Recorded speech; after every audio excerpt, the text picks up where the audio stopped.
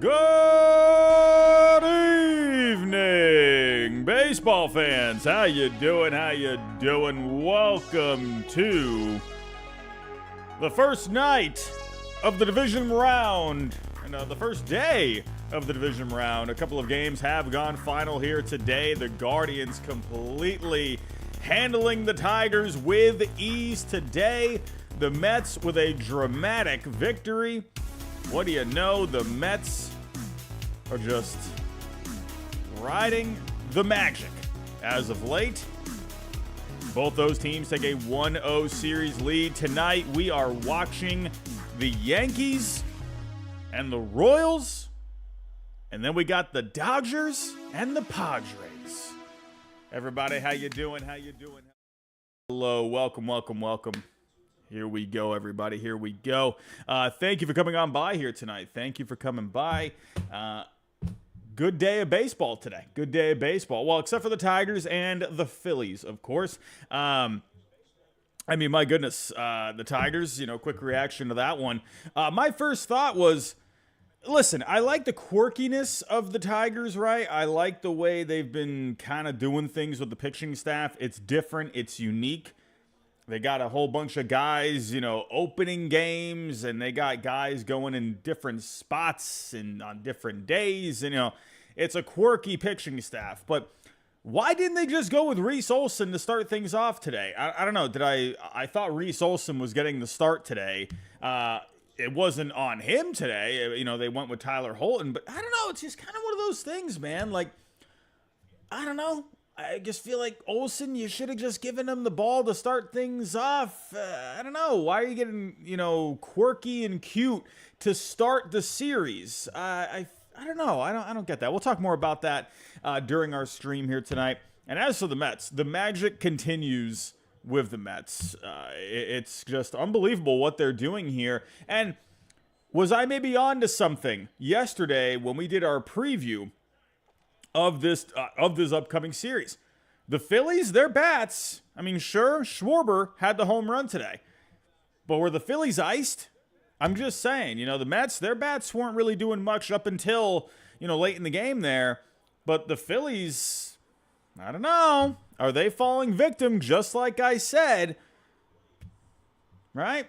I don't know. I mean, the Guardians, they showed here today that didn't really matter all that much for them.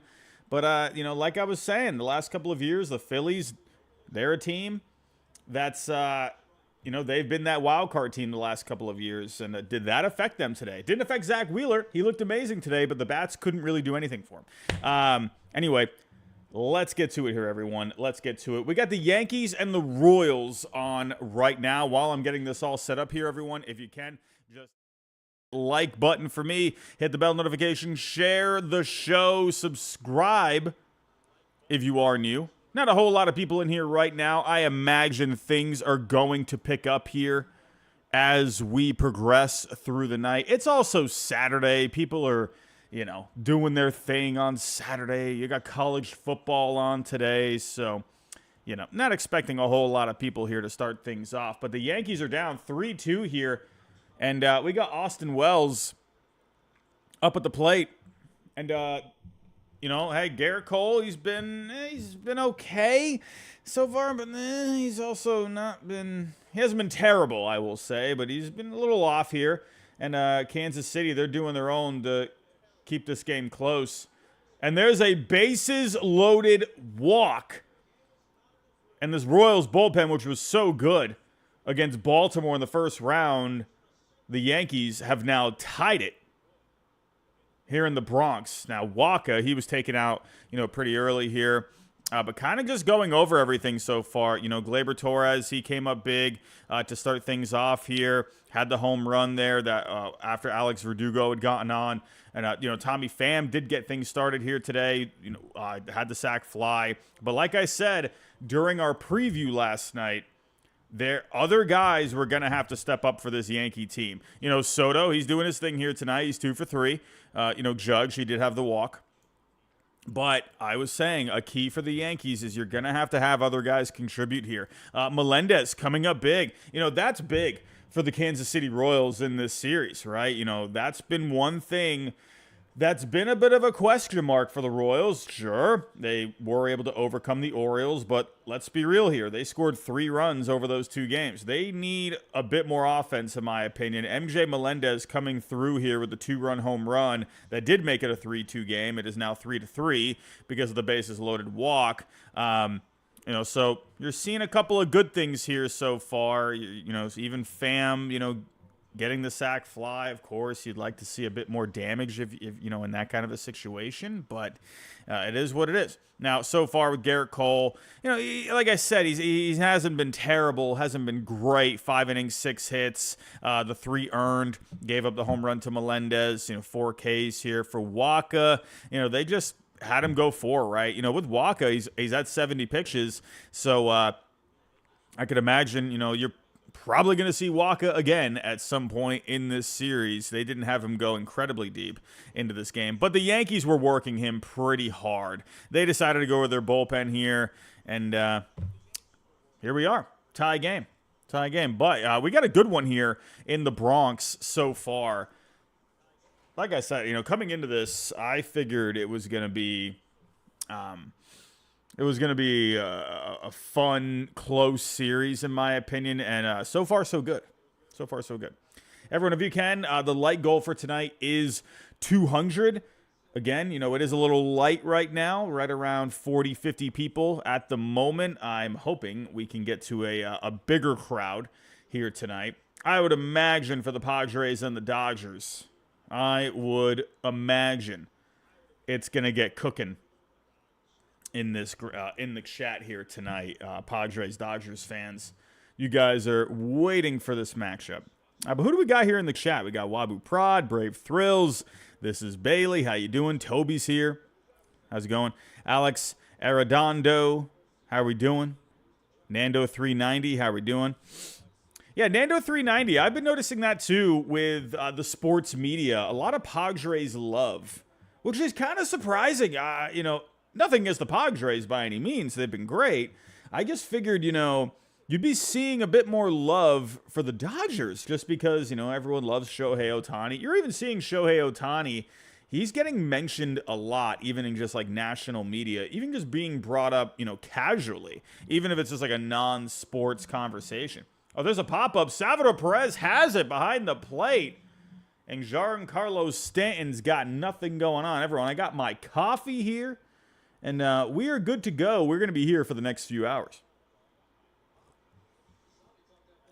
Man, oh man. Hope everyone had a great day today. Hope everyone had a good Saturday today. Well, I found out today that it looks like we got a hurricane coming towards Florida. It looks like it's going to be a direct hit on Florida, I guess, next weekend. Gotta love that. I'm in Central Florida, so by the time we get the worst of it, oh, there's a broken bat. Jazz Chisholm, he throws home, gets the runner at home on the force out. So the Yankees unable to come up with a big hit here with Stanton and Jazz. Man, oh man. So the Yankees down to 2 outs here with the bases loaded. They have really blown this opportunity here. I mean, goodness gracious. I mean, you had the bases loaded. You just scored on the bases loaded walk, and you had the pop out in foul territory. You had Jazz here. Hey, give credit to John Schreiber. He's a tough at-bat. Ed Bagley, the Hurricane. Is it Wednesday? I read somewhere. I was busy all day today. I was working on stuff. I thought I saw next weekend. I thought I saw Friday.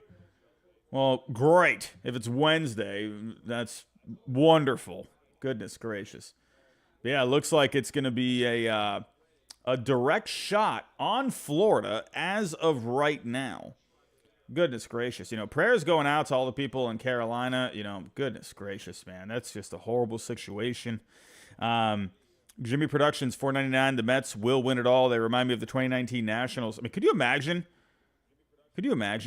All the people that have been, it's so funny, man. Like, you know, and you could have.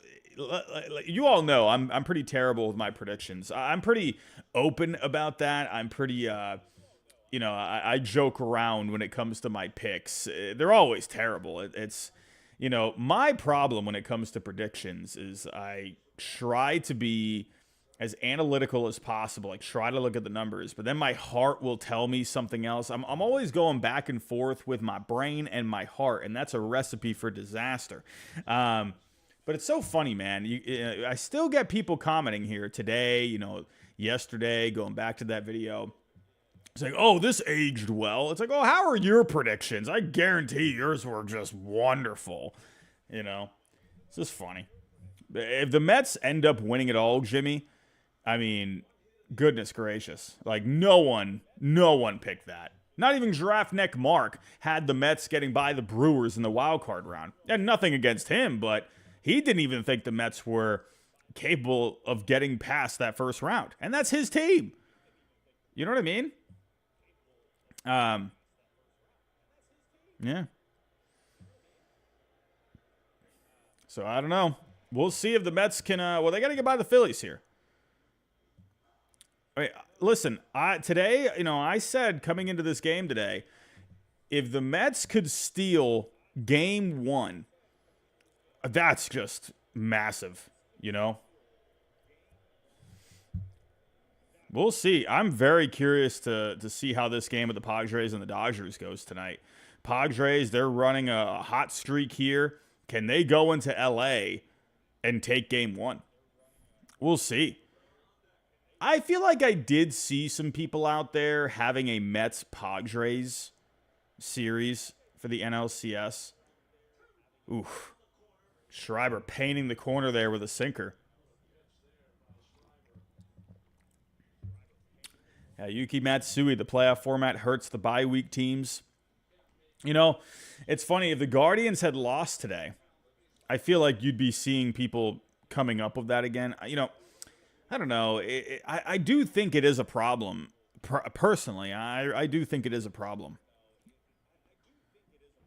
There's a sinker on the inside to Volpe. Volpe, this is someone where not a great season offensively, fantastic defensively, but you would like for Volpe to do something at the bottom of the order. So, but yeah, Brave Thrills, it didn't seem to affect Cleveland today. Let's see. I do think overall, I don't think it helps, Ooh, Schreiber with the walk. Anthony Volpe. Very good take there for ball 4, and the Royals have walked in another run. My goodness. This Royals bullpen, which was so good. Listen, the one thing about the Yankees, man, they got tough ABs. They got guys that they can do some things in that lineup. In a way, I feel like the Yankees lineup, in a way, this might sound kind of ridiculous, but it's almost a bit underrated in a sense, because I feel like so much of that attention goes to Judge and Soto, but they do have other guys in that lineup that have produced.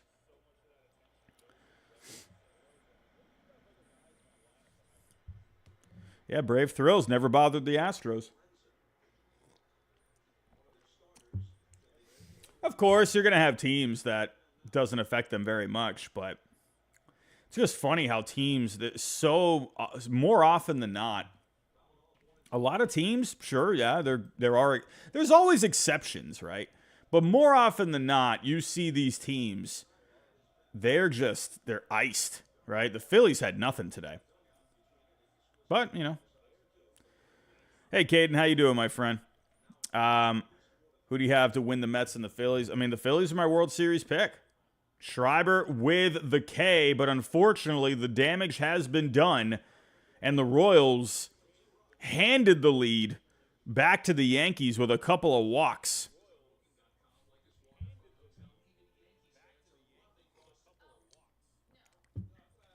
Ninja Squirrel 30. Dodgers and the Guardians World Series. Book it. I mean, it'd be pretty fun. I need to see how the Padres look tonight. Let's see. I mean, if they stay hot, I think you could be. I mean, we got to see how this series goes here too. I will say this. If the Royals can, my backup pick for the World Series, my first pick was the Orioles-Phillies, right? Probably, I don't know what it was with the Orioles, man. I seem to get, that happened with the Blue Jays with me a couple of years ago. I think it was there was some sort of a thing where because I had picked them in the beginning of the year to do well, I think I was hung up on that, and I figured, okay, regular season, they were kind of up and down. I don't know. I felt like, all right, you know what? They'll figure it out, And no. And I think with the Orioles, they just looked... The Orioles did play better in the final week. They did look a little better. But when you looked at how they did in the second half, the Phillies pretty similar as well. Both teams looked good in the first half, but the second half, just something wasn't the same with both those teams. And, I think that's something for when it comes to my predictions from now on. First half is fun, but really, I think you need to just look at the second half. It almost feels like just two completely different seasons when you look back on it in hindsight. So I think that's what I'm going to do from now on when it comes to predictions. I'm going to be weighing second half numbers, I think, the most. But I don't know where I was going with that. I just got off track. But the Padres, right? They've been playing great. At this point, if you're looking at teams that are hot, I mean, right now in the American League, I don't know. Like, none of those teams really finished, I would say, hot. I think the Guardians, they were looking a little better over the last couple of weeks. So let's see. Let's see. Listen, it's game one. I think it's easy to overreact to the game ones. They definitely can set the tone. But we'll see how it goes. All right. Got 4 more games, possibly. But my backup pick for the World Series was the Royals and the Padres. If you don't believe me, I actually pinned the comment on my predictions video. I'm going to do that every year. I'm going to have a backup World Series pick. Brian 35, Yankees only getting 1 run with the bases loaded is not good. Well, they got 2, but I know what you mean, though. Oh, there's a base hit. Gurriel coming through. Garrett Cole not looking particularly sharp in this game. How we doing, everyone? There we go. We're starting to see some viewers trickle up here. We're getting closer to game time with the Padres and the Dodgers. I'm going to be switching up the thumbnail in just a little bit. The main focus will definitely be the Padres and the Dodgers tonight. We're in the top of the 6 with the Yankees and the Royals. So Padres Dodgers. That's the big one. This is Bailey. Robbie, so many ads. Really? A lot of ads? I don't have too many ads set. I have it kind of pretty balanced, I would say. Let me fix that. Well, I don't even know. What is even at? Usually, I've had it pretty, kind of in the middle for the most part. Oh. I don't know why it's set that way. All right, let me fix that a little bit. All right, that should be a little bit better. That should be better. Okay. Let's see how that goes. Brian 35. Padres might have the edge. Bailey, ads every 5 minutes. Well, that's something's wrong with that. I don't know what's going on with that. Yeah, that's I don't know. I don't know what's going on there. Vinny, do you think the Royals can knock out the Yankees? Absolutely. I definitely think that. No, that's not coming from a Red Sox fan point of view.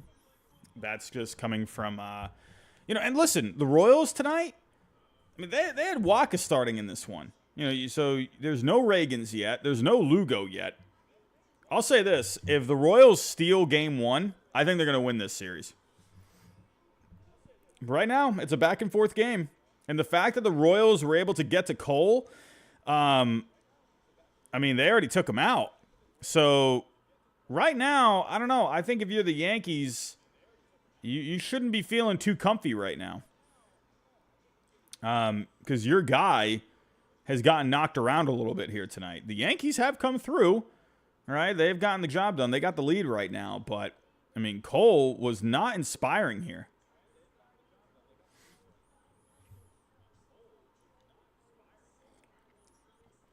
Guardians did look good today. Personally think Olsen should have just gotten the start. And I don't know. Like, can someone... I'm like... I don't see...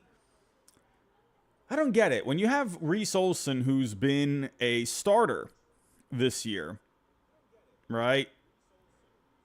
Why? What is the benefit of having an opener there? You know what I mean? I don't know. I mean, again, Olsen was very good in his outing today, but why didn't he just start?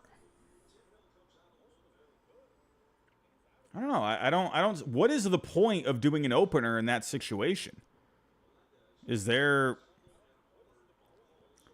I mean, like, I'm actually genuinely asking. I'm not even criticizing it. I actually just don't understand it. I'm very curious the thought process behind that. Because, I don't know, I just feel like Olsen, just have him start the game, right? That, to me, is where you get you get too cute, you get too quirky. So, that's just me.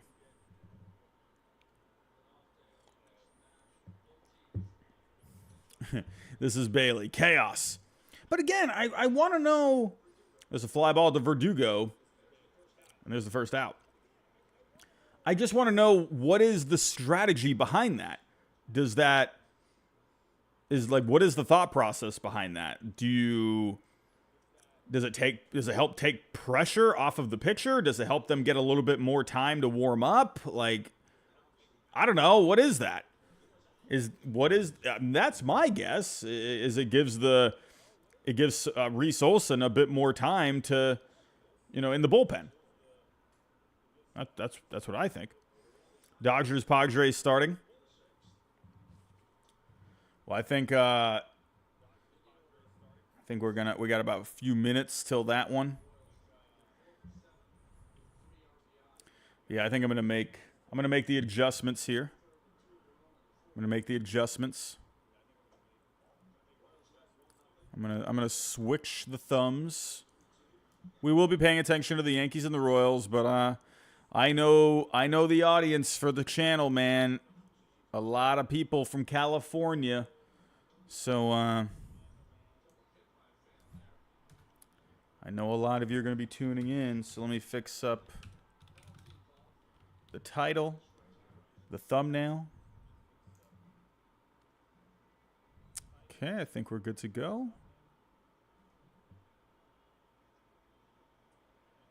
Alrighty. All right, we're good to go.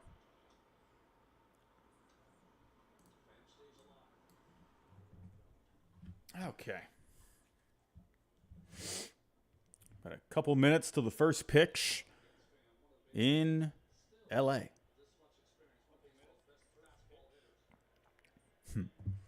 I always find it funny what do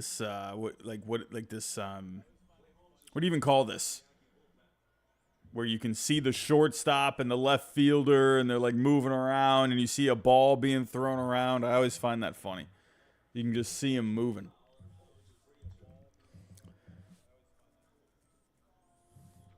But what do we got here in the chat? Let me know, who do you have winning this series? Do we got the Dodgers or do we got the Padres?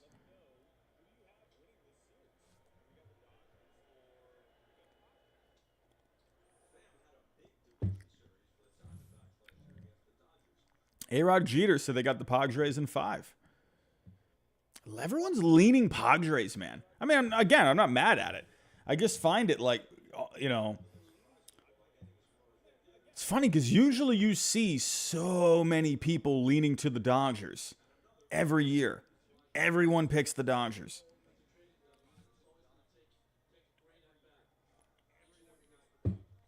So I think from now on, the way I'm going to make my picks, I'm going to lean heavily on the teams that are hot. I'm going to lean heavily on teams with starting pitching. Oh, he throws it away! Gurriel maybe could have scored on that one, possibly. Probably best to keep him there. But you have the one out, so there's no need to be aggressive there. But Volpe threw it away. A very rare error from Volpe. Wow. I want to check something. How were the Royals this year with their base running? Yeah, they were pretty good with the base running this year. They were 7th overall. So they can show some aggressiveness out there. But I think this is what I'm going to do from now on. I'm almost not even going to care about shoulda, situations where teams should be this. I'm literally just going to go, if you got good starting pitching, if you got good defense, I'm going to lean on that team. I'm going to lean on teams that are hot. So in that scenario, probably from the beginning of my predictions, I wanted to pick the Royals. A part of me really did want to pick the Royals, but in the end, I just stuck with the Orioles because I felt like, just a team that, I don't know. It's kind of getting that water cooler talk in my head. Oh, this is a team that they're hungry. They really want to go for a World Series. They got Burns and Eflin. Again, it really doesn't matter. Again, it's how you're set up for the postseason. So, part of me, I'm really kicking myself not picking the Royals because when, again, you look at the pitching, you look at the defense, they're good. They're built for the that's how you win in the postseason. Get the timely hitting. If you can hit enough, you can do well. There's a ground ball up the middle. Oh, that's through! And the Royals, they tie it. And they score another. And the Royals have taken the lead in Game 1. And the Bronx has gone silent.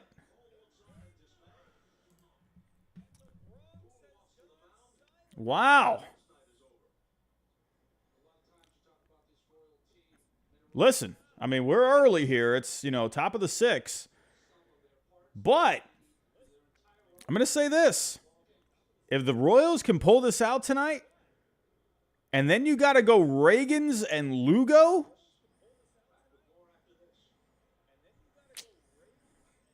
I don't know. You're in a tough spot. Tough spot.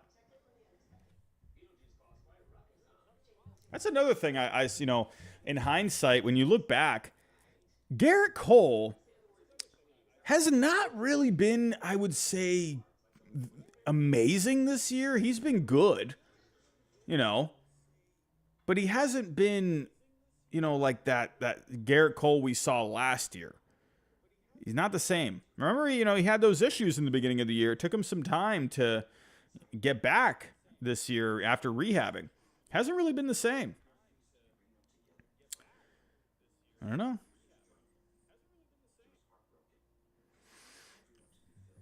Yeah, Brian 35. Garrett Cole with the Astros. I don't know what the heck that was, man. He was a freaking madman. But here we go. First pitch is underway in Dodgers Stadium. Yamamoto getting the strike call. So, remember what I said yesterday when it comes to the keys for Yamamoto tonight. He needs to keep the ball down. The Padres, they do a lot of damage with the ball in the air. He needs to get the ground balls tonight. He needs to, and as you can see here, 2 out of the first 3 pitches he has thrown in the lower half, right? And of course, he leaves a ball up in the zone, and the Padres already got something going on here. You can't pitch in the upper part of the zone to the Padres because that you're going into their wheelhouse there. That's what they've been doing all year. They're one of the top teams when it comes to line drive percentage. You got to keep them grounded. Curse WYD. Do you think the Mets will beat the Phillies? They're hot, man. They're hot, and they just took out the Phillies today with Wheeler. I mean, the Mets right now, they're looking pretty good. Pass ball by Will Smith already. I think the Dodgers are done. Are the Dodgers cooked? They're off to a terrible start. Base hit to Arise, pass ball. Are the Dodgers cooked? What a terrible start here.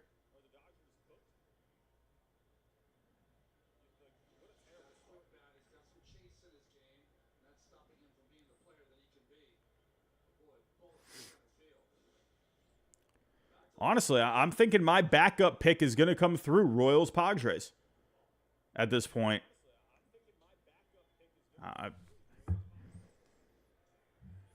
That's kind of where I'm leaning.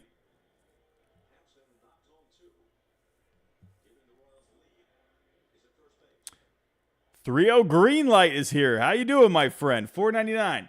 Oh, there's a ground ball up the middle, and the Yankees got nothing. Yankees are kind of falling apart here. 3-0 green light. Thank you so much, my friend. $4.99. As a Jays fan, let's go Royals. Man, oh, man. Thank you for that 3-0 green light. Listen, the Royals, I feel like all year, they've had to overcome people's disbelief. Coming into the year, you had the good off season, but people were thinking, is it going to be enough?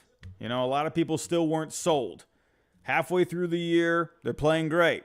People are thinking, what's going to happen in the second half? Are they going to fade? Are they going to lose on the wild card spot? They figured it out. And here in the postseason, a lot of people picking against the Royals, and once again, having to overcome people's disbelief. And now they're making some stuff happen here. They got a 5-4 lead after the base knock. And and you got Clay Holmes on the mound, who has not been great. But what's going on here with the Padres? Fernando Tatis Jr. gets on. Jazz Chisholm gets him out at first. Wild pitch by Yamamoto. Luis Arraez moves to third. Fernando Tatis Jr. walks. And just like that, the Padres got runners on the corner. I don't know. I don't feel good about the Dodgers right now. I'm not liking this at all. Yamamoto, he's thrown 9 pitches, only 3 strikes. He's not finding the strike zone. I don't know. Already, I am just not feeling good about the Dodgers. Ball in the dirt. Clarence Parker, the third, $1.99. Let's go Dodgers. Thank you, Clarence. Appreciate that, my friend. Let's see if the Dodgers can get this going here. They're in a lot of trouble here to start things off. The Padres, they've been a team that we've been seeing so far in the postseason. They get off hot, or they start hot. And right now, they're putting pressure on early. And Yamamoto not looking amazing at this point. D-Rod, what channel is this game on? I think, hold on. It is on FS1, Fox.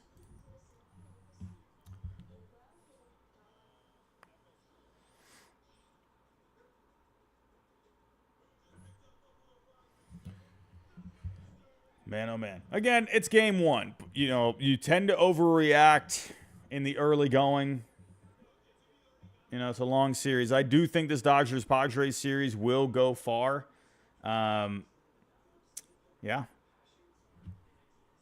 Oh, and there we go. Profar comes through.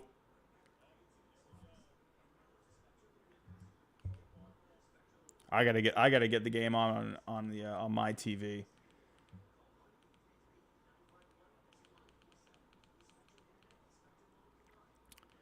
Profar with the ground out. They get a run. I mean, at least they get the out. But Dodgers bats. They're gonna have to come to town here. Here we go. Padres Dodgers putting it on the tube.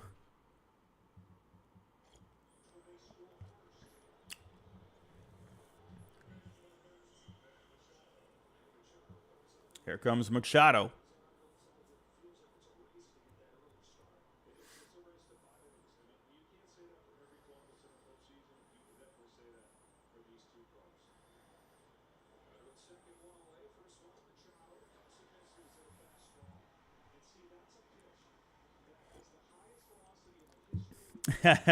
Brian 35, Dodgers already in postseason form.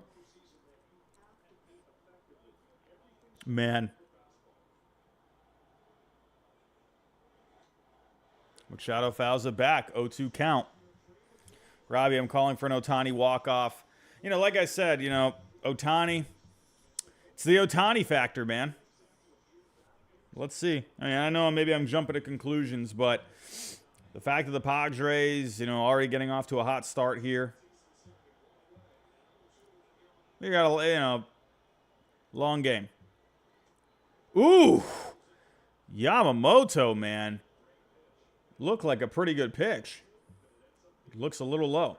But that's what they got to do, man. That's what they got to do. You got to keep the ball down. Oh, man. Oh, man. Machado has taken him deep. It's 3-0 Padres.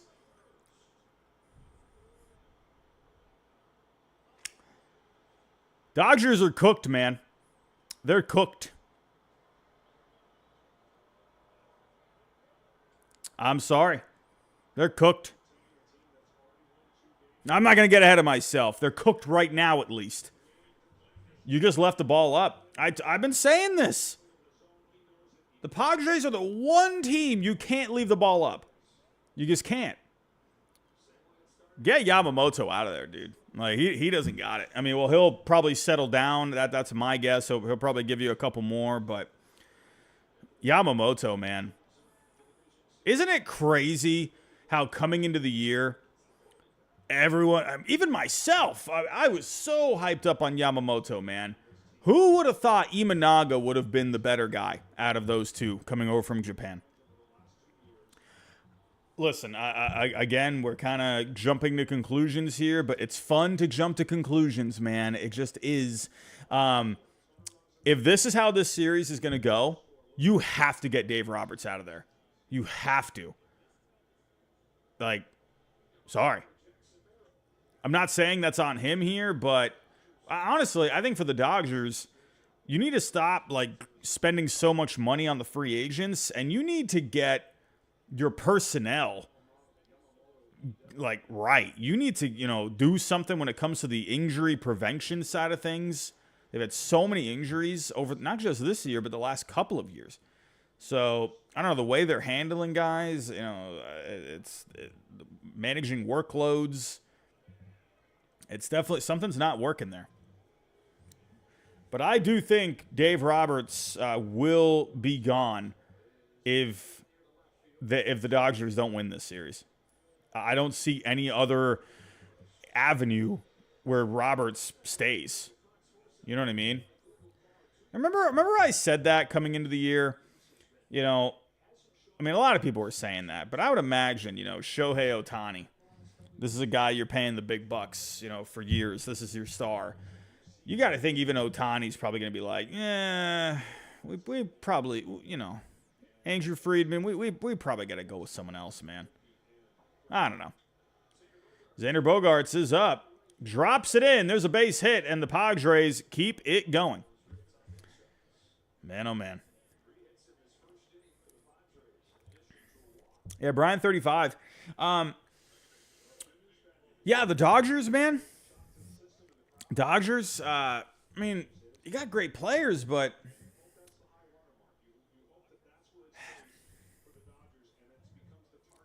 Padres they just seem like a group that's very together. They just seem like they started playing their best baseball at the right time. And here they are, riding it. At this point, again, it's early, probably overreacting, but you're looking at potentially a Padres-Mets National League Championship Series.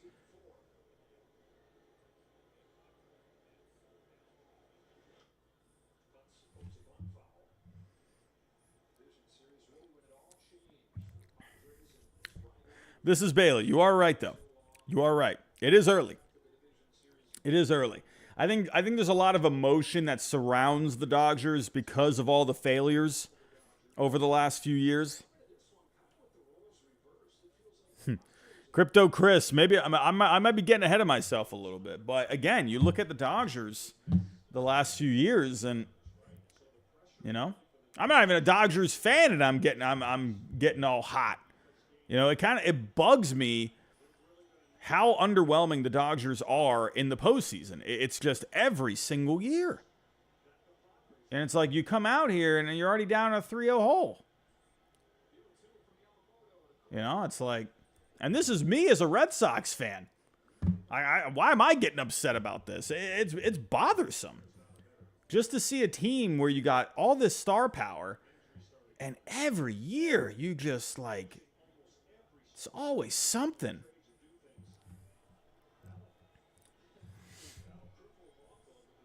Brian 35 will never see a Dodgers-Yankees World Series. Man. Venny, Dodgers can come back. It's been done, especially against the Padres. Yeah, I mean, there's a lot of baseball left. You know, there's a lot of baseball left. Yeah, Crypto Chris, you're not wrong about that. Right now, I mean, the way baseball has gone over the last, you know, go back to the Moneyball A's. Ever since the Moneyball A's, you know, it's different.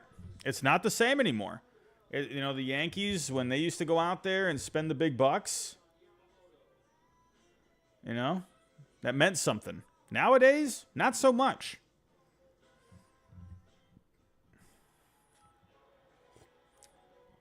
That's like, you know, I see Red Sox fans, you know, they're all over Twitter all the time. Oh, we got to sign someone.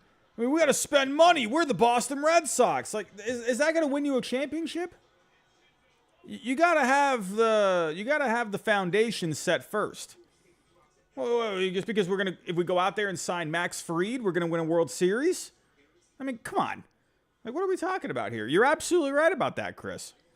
Out of all the sports, baseball payroll is the least meaningful. I mean, obviously, you want to have good players, but going out there and spending money, that's not the only factor that comes into play.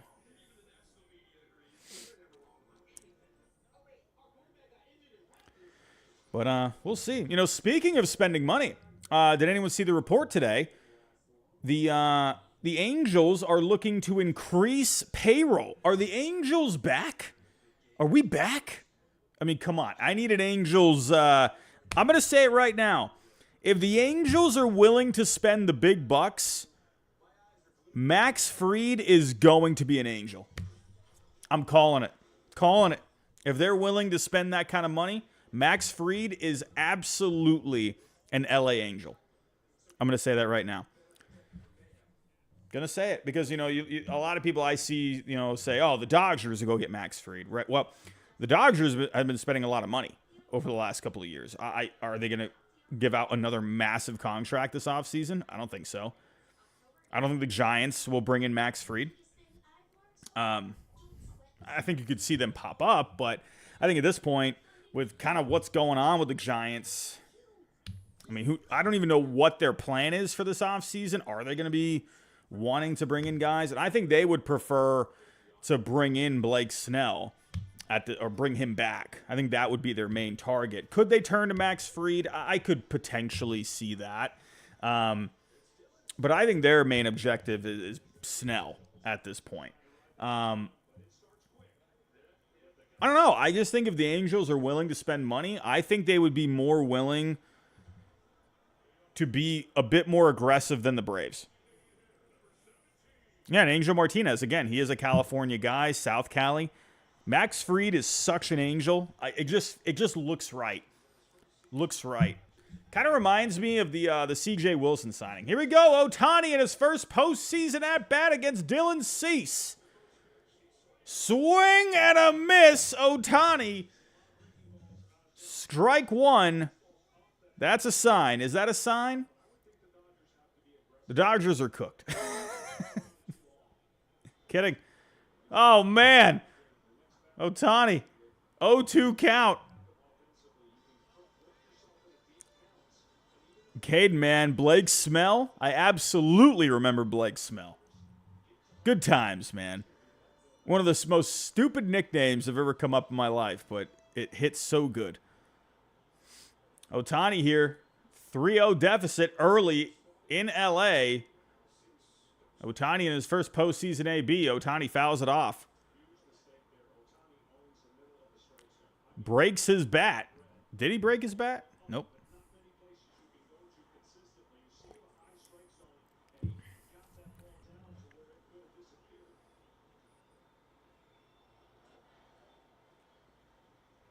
Slider in the dirt. Dylan Cease. He's got his hands full to start this game. Got the 50-50 man. 12-game hit streak to end the season. He hit .547 with an OPS over 1,200. Otani's an absolute madman. Slider down and in, misses badly. Brian 35, hope my Marlins spend money. I think you might want to you might want to go into hibernation this offseason because I don't think you're going to like what happens. But here we go. Otani, 2-2 count here, bottom of the first.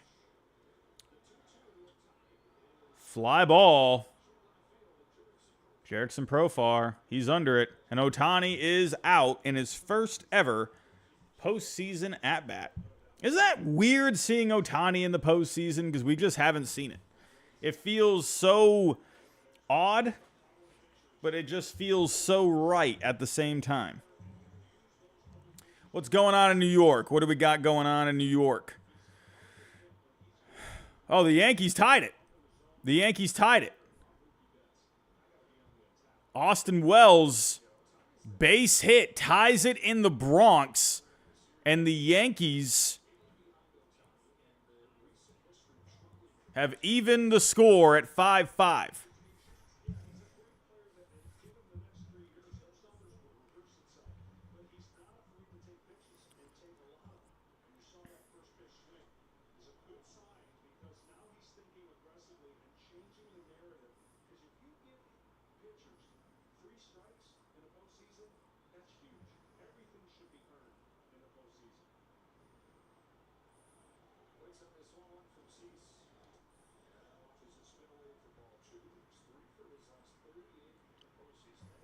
Man, we got a down crowd here tonight. I really thought we were going to have a few more people in here. Man, I'm a little surprised. I mean, my goodness, Dodger fans, where are you? I mean, is there another watch along? Maybe some Dodger channels. Is Dodgers Nation live? Maybe they're live. No, man. What happened to all the Dodger fans? I mean, this week so far, we've been at least about 150 at this point. Dylan Cease, he's going heavy on these sliders here, and he's not getting them to bite.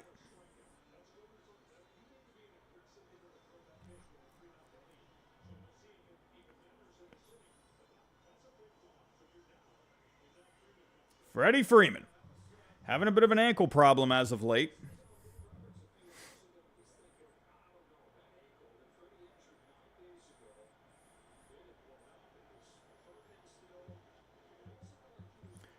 I do like that Dodger Stadium is getting loud. I do like that.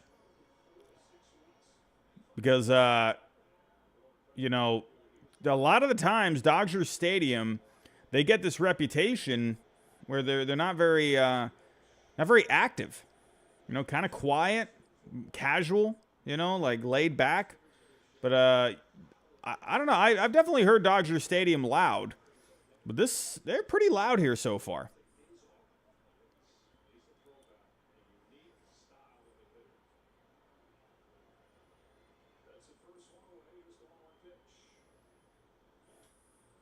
Freeman with a base hit. Here come the Dodgers. Mookie and Freeman are on. And the Dodgers got something cooking.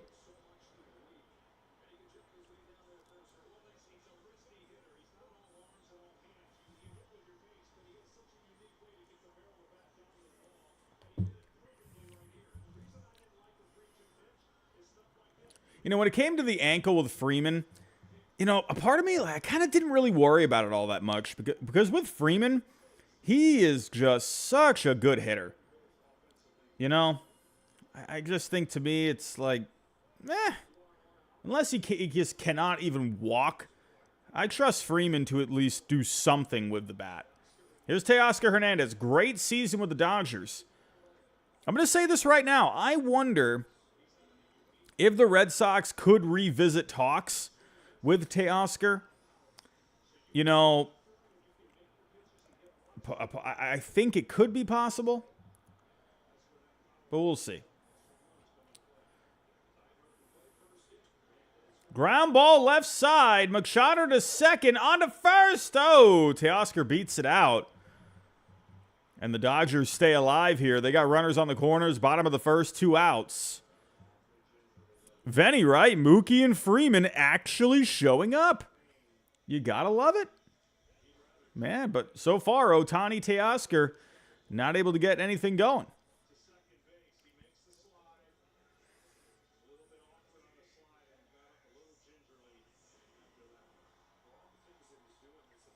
If that would have been a DP, man, that would have been so deflating.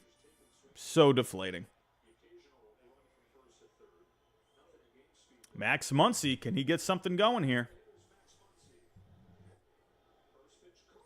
Drops in the curve for a strike. What's going on in the Bronx? Salvador Perez grounds out. And then Uliguriel flew out. Nothing going for the Royals here. We go to the bottom of the 7th in the Bronx. Dylan Cease. Ooh, nice pitch from Cease. He's been going heavy on the sliders here so far. And Muncy could not hold up.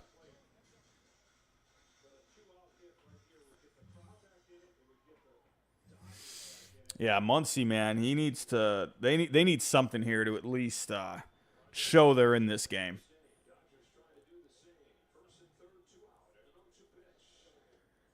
High fastball, 99 miles an hour. Muncy did not chase.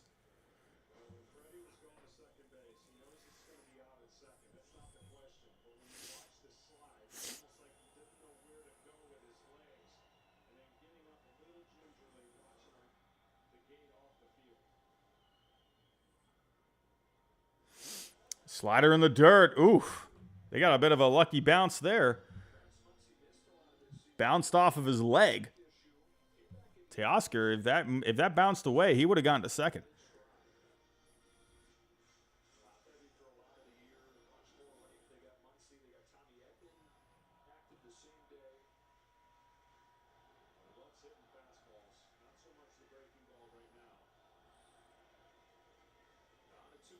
Big strikeout to Max Muncy. Oh, boy. Everyone, I'm not feeling good about this Dodgers team right now, man. I know it's early, but I don't know. I just, there's a lot of game left, but so many times after watching so many games over the years, man, you just get some the bad feelings, man. They're hard to shake. But right now, the way the Padres started, the way they just seem loose out there. The Dodgers they just look tight. I don't know, man. Like, you got a couple of hits there, but Yamamoto doesn't look comfortable out there. He's missing the strike zone a lot. Nothing.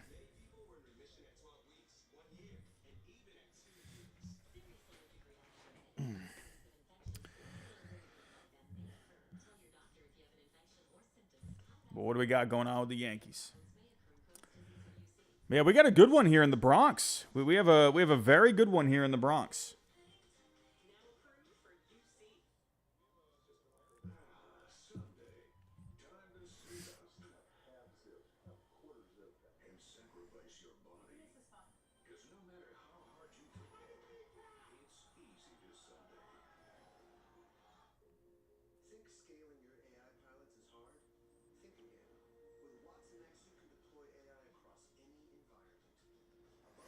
Wow, you got a lot of I just searched Dodgers, and literally people are just playing the game on YouTube. That's crazy. Like, you can literally just watch the game on YouTube. People are putting on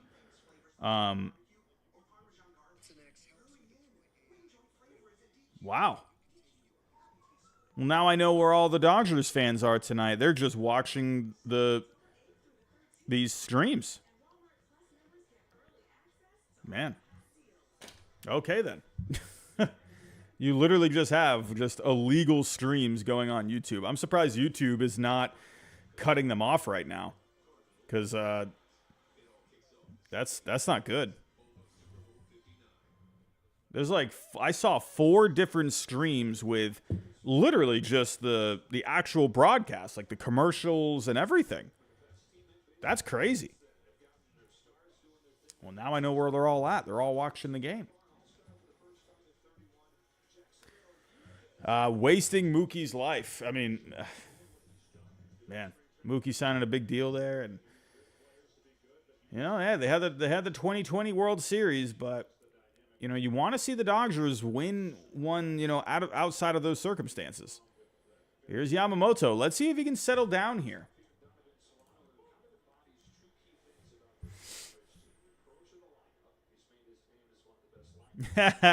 Trevor, I appreciate that. I'm glad I can help.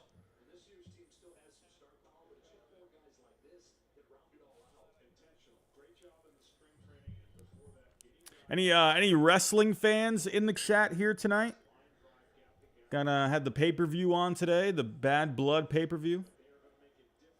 Is that still going on? I didn't really pay attention to it. I was getting ready for all this today.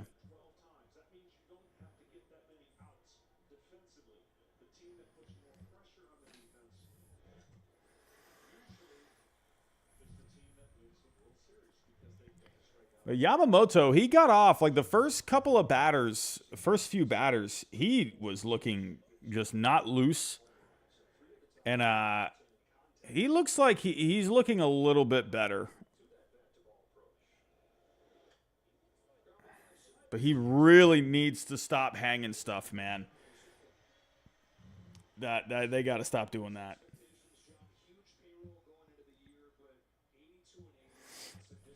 Main squeeze. Robbie is a mega Dallas Cowboys fan. I don't even know who I'm a fan of at this point. My Patriots stink. I mean, my Patriots are so bad. I don't even know what's going on with the Patriots, man. I got nothing. It's just weird. Like, I had Brady my entire life, and I don't know. I don't know any. It's like I don't know anything else, you know?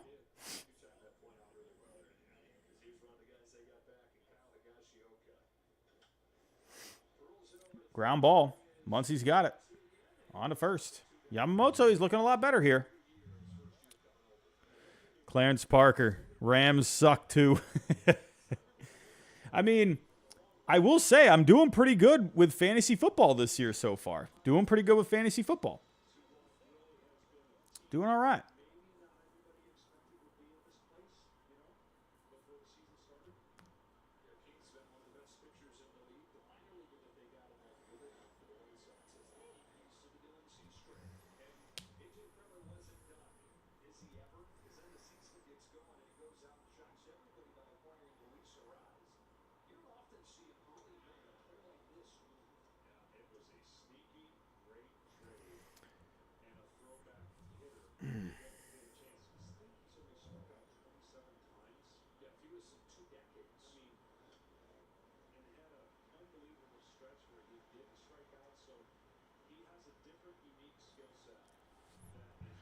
D-Rod, the Red Sox can have a good season next year. If they have a smart offseason, they're ready to sign players to join the kids. Yeah, I think the Red Sox are going to have a fun offseason. I think they will. I think for the Red Sox, I don't think they're going to go crazy this offseason, but I could see them making a couple of signings. Again, I'm not expecting them to go crazy. But I think they will spend. I think they'll look into that, those 3-year deal, 4-year deal ranges.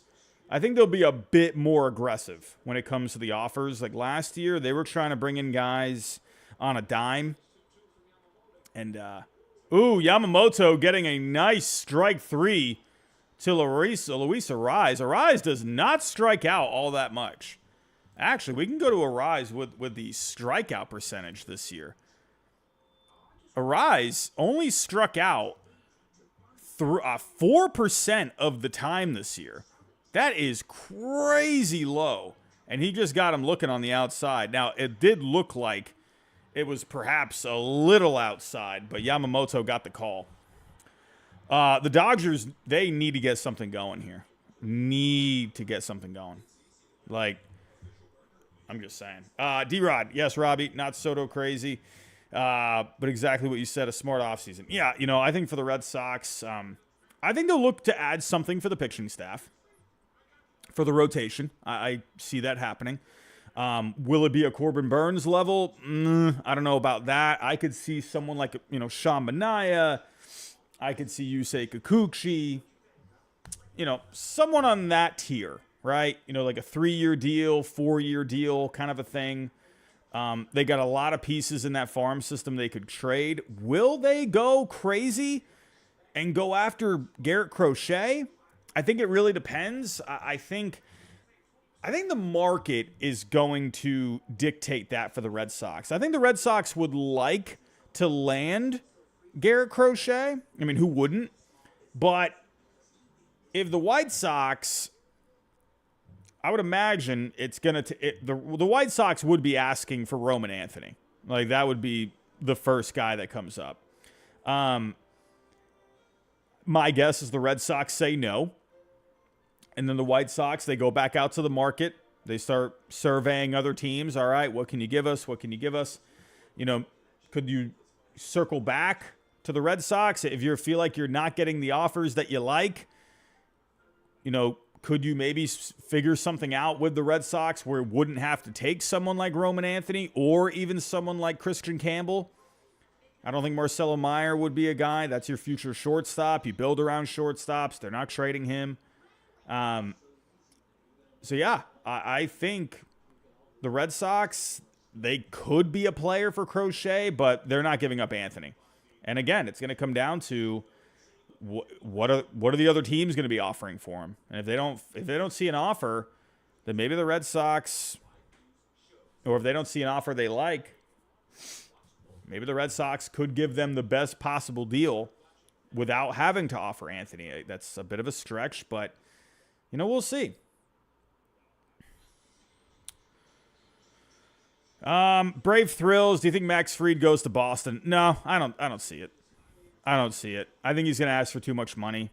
I don't think the Red Sox are going to. I don't think they're going to give out that kind of money. Here we go. Dylan Cease back on the mound here. Will Smith is up. And real quick, just checking in on the Yankees. Bottom of the 7th here. It is 5-5.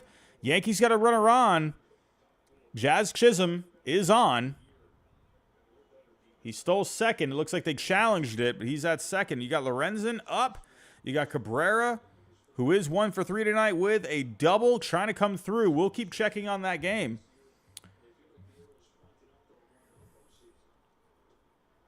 Yeah, Brave Thrills. Here's the problem with both of the Texas teams right now with Max Fried. The problem is, I don't know what the Astros are going to be doing with payroll, and they already have a lot of starting pitching. So I don't know if they go Fried. And the problem with the Rangers is, sure, they got a couple of guys coming off the payroll. I would imagine Eovaldi is probably, he'll end up coming back. I think he has the player option, I think, right?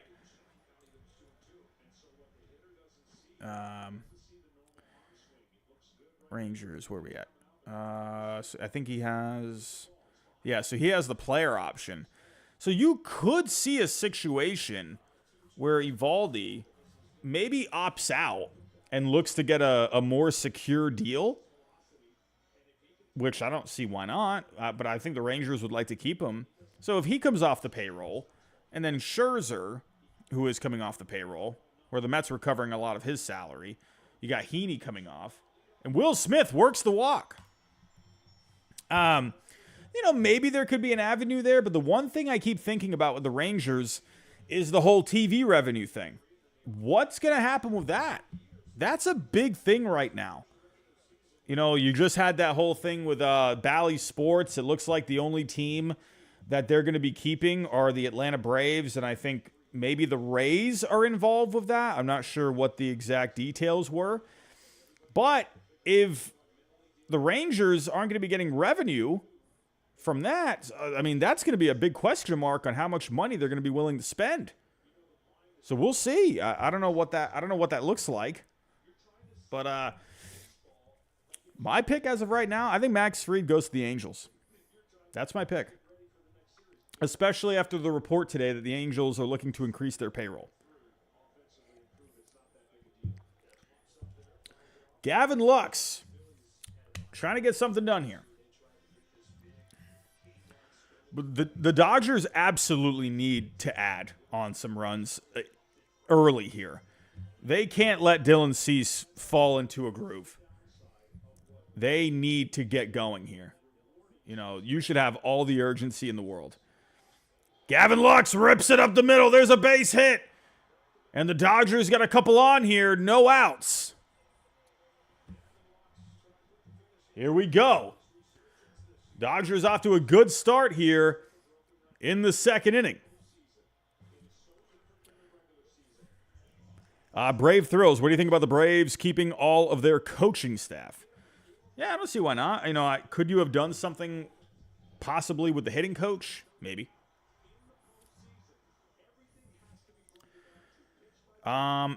D-Rod, Jazz was out. Yanks got a break. Did they? I'm not watching that at this moment. Oh, the Yankees scored. Oh, Verdugo. Look at Verdugo coming through with the base hit. Oh, man. Doogie. Alex Verdugo. The Yankees.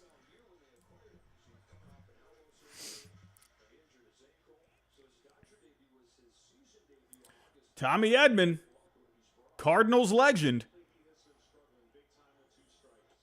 Cease. Having a little trouble with the strike zone right now. Dylan Cease, 35 pitches tonight, 19 strikes.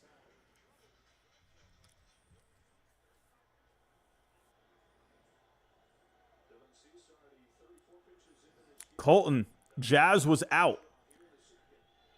Yeah, I saw D-Rod saying the same thing in the chat. Oh, they're coming out to the mound here.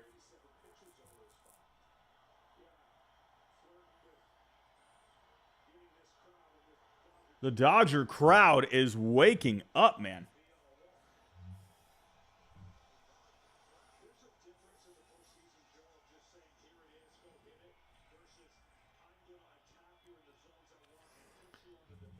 There you go, Dodgers crowd. That's what you like to see. That's what you need, man. These these Dodger fans, over the years, a lot of people I see so many times on Twitter, X, where they say, like, the Dodger fans, they're very, laid back in the stands. This is the energy I like to see, man. You got to have your crowd into it. That makes such a difference, man. Here we go. Edman trying to make something happen here. Big swing and a miss. 2-2 count. This is Paley whining cheese crowd. Oh, man. I haven't heard that one before. That's pretty funny. Here we go. 2-2 count. Cease looking for a big... Oh, there it is. Big strikeout for Dylan Cease. And he gets a big first out there. But here we go. Miguel Rojas trying to keep it going. But getting back to the Yankee game here, the Yankees are up 6-5 now. Verdugo came through in a big spot. Man, oh man.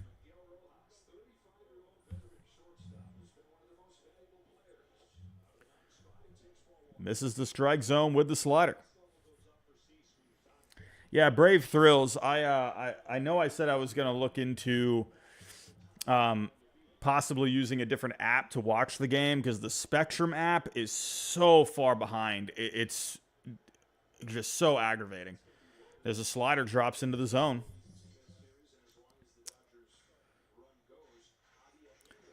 But yeah, I think tomorrow I'm going to look into... I don't know, because I would like to have something that I can keep long term. I mean, YouTube TV, that sounded like a win, but then I found out they don't have MLB Network anymore. And I've seen some of you say Fubo TV. So, we'll see.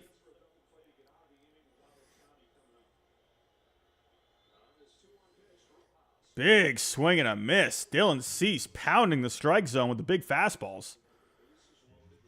This is Bailey. Can anyone believe KC scored 5 runs? Yeah, with Garrett Cole on the mound. Crazy.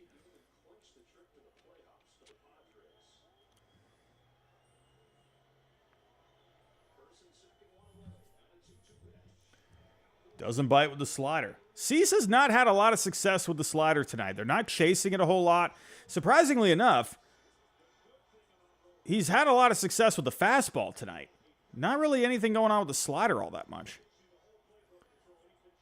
Miguel Rojas, full count here. Cease looking for another big out.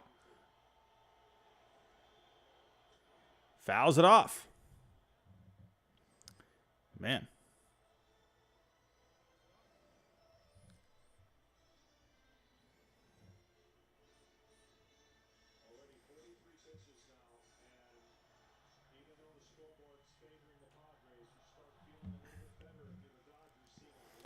Dodger fans trying to get loud here.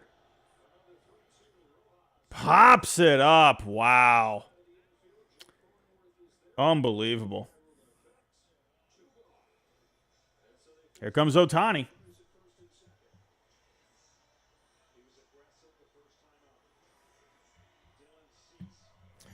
What do we got? Black Widow. I need Witt to hit a homer tonight. Can Witt come through big for the Royals here? Pretty unfortunate for the Royals here. They score some runs, and, their bullpen just isn't able to lock it down really tonight. Otani looking for a big moment here. One swing of the bat, and we could have a tie game.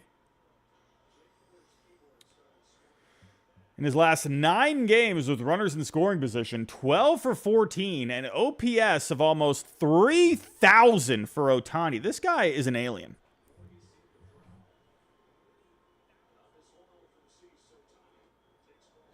So there's that slider again. So the way I'm looking at Cease tonight, it looks like he's really using the slider as an off-balance pitch, and he's just going after him with fastballs. That's the way it comes off to me. But Otani here, 2-0 count. Not a good situation. Oh, fastball a little inside. Looked like it could have been in Otani's wheelhouse. Fouls it off himself. Shakes it off. But we got a big spot here for Otani. The Dodgers really need something here. Can we see a big moment?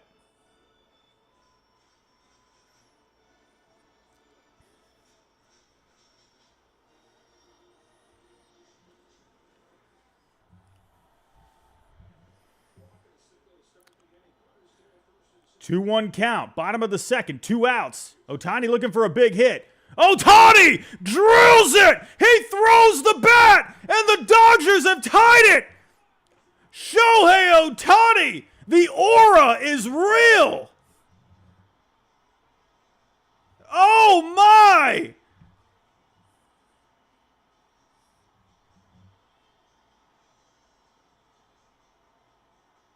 Otani in his first postseason game has put the Dodgers on his back, and the Dodgers have tied it up here 3-3.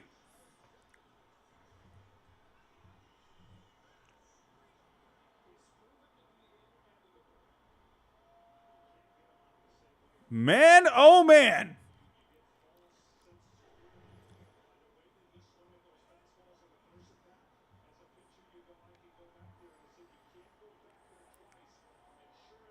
Shohei Otani is not real. That aura is incredible. What can't Otani do?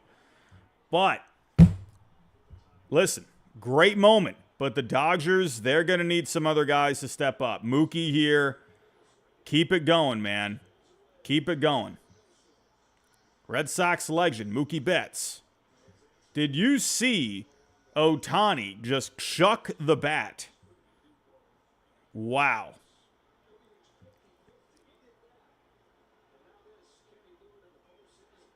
Mookie with a big swing and a miss. Need something from Mookie in this series, man. I am tired of Mookie not coming through in the postseason, man. You just saw Otani in his first postseason putting the Dodgers on his back. Let's go, Mookie Betts, man. Come on. Full count. Bottom of the second, 2 outs. We have a different ball game here. Here comes Mookie. Dylan Cease with the pitch. Strike 3, and Mookie Betts takes a seat. And Dylan Cease gives up the big shot to Otani. That's going to be a big money ball for whoever got that ball. That's Shohei Otani's first ever postseason home run. Whoever got that ball, they are pretty lucky. Sure, the 50-50 home run, that was something, but that's Otani's first ever postseason homer. Brian 35, one swing, it could be tied. I mean, we saw more than 50 of those swings this year with Otani, where he can change the game with one swing. This is Bailey. I absolutely was, man. But I have said it many times before. The Dodgers, the one thing they got is the Otani effect. When you have an alien like that in your lineup, you know, yes, it is frustrating for the Dodgers to get off to a start like that. You know, you want the Dodgers to, after all of these failures in the past years, you know, you want to get off to a good start, you know? So yeah, it's frustrating when you just go down like that so quickly. But you got Otani, so anything can happen. Caden Lichford, Robbie, remember I said an Otani walk-off. Listen, that would be big. SG27, Robbie, please don't jinx us. Venny, hey, you make a great point there, Venny. Yamamoto, he needs to capitalize. needs to keep his groove going. He settled down a little bit in the last inning, but right now, this is on Yamamoto here and the rest of the Dodgers offense to start contributing a little bit. Can't just have Otani carry you through the entire way.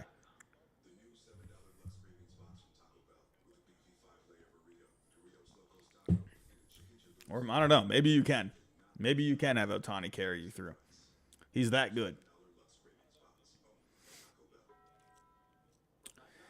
Oh, man.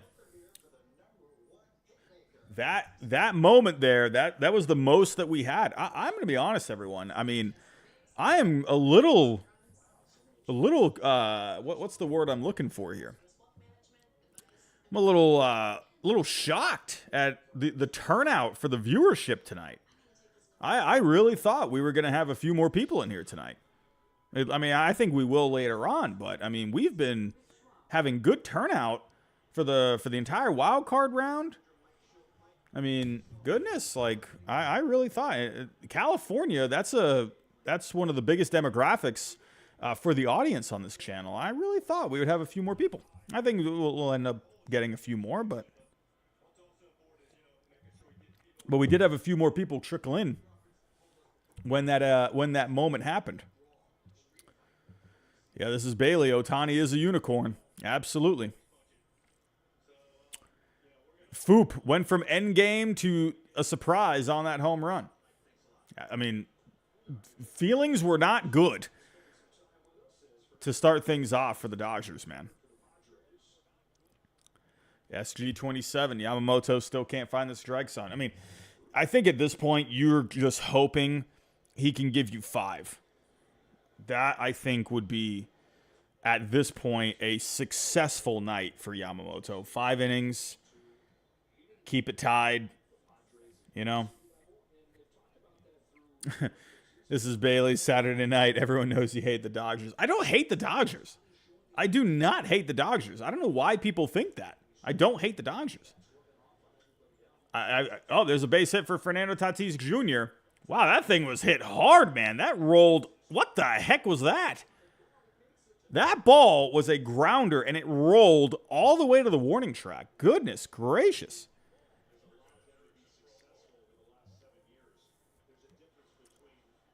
What a wacky double that was. That's going to be a great picture, man. Otani pumped up after, he's watching the home run fly. That's going to be an awesome picture. Caden Lichford, Yamamoto's struggling.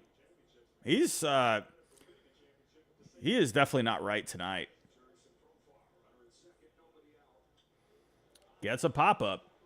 It kind of reminds me, and I'm not trying to make the comparison just because the picture I'm going to bring up is Japanese, but it kind of almost reminds me of Daisuke back in 2007, where he just gave you kind of up and down outings in that postseason. Daisuke, he had some decent games in that postseason, but he was far from amazing in that World Series run. I'm almost getting the same vibes a little bit with Yamamoto here tonight. Benjamin, greetings from Tijuana, Padres territory. Benjamin, how you doing, my friend? Oof, Machado lifts it to left. Teoscar's there, though. I think Yamamoto, did you see him put his hands on his head? I think Yamamoto thought, oh no. I think Yamamoto panicked a little bit. Dude, he's hanging stuff.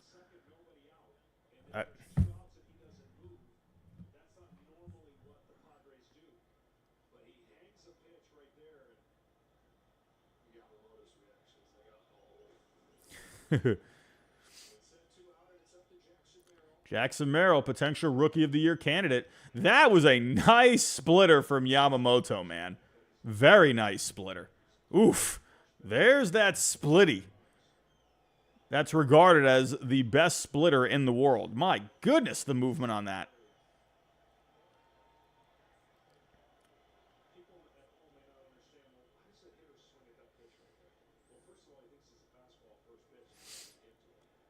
Looking for a big out here. After the double to Tatis, Yamamoto looking to get out of this. Top of the third, 2 outs, 0-1 count. Big swing and a miss to Merrill. Real quick, just going to check on the Yankee game. Top of the 8th, Royals got a runner on. Garrett Hampson got the walk. Maikel Garcia is up for the Royals as of right now. 0-2 count here to Merrill. Ooh, went for the splitter again. Good-looking splitter. Vinny, did you see Senga today? Yeah, Senga, gave up the home run to Schwarber. Went 2 innings. Again, I had no idea what to expect from Senga today. No idea. I was doing a lot of driving today, listening to that game. And, yeah, I thought, in my head, I was like, all right, I'm going to expect like 3 or 4 innings from Senga. I didn't think he was going to go like just 1. I didn't think he was going to go 6 or 7. I thought, could he go 5? Maybe. But, 2 innings, I'm not surprised that's what he ended up doing. Here we go. Yamamoto, 1-2 count, top of the third. 2 outs here to Jackson Merrill. Ooh! Curveball just misses the zone.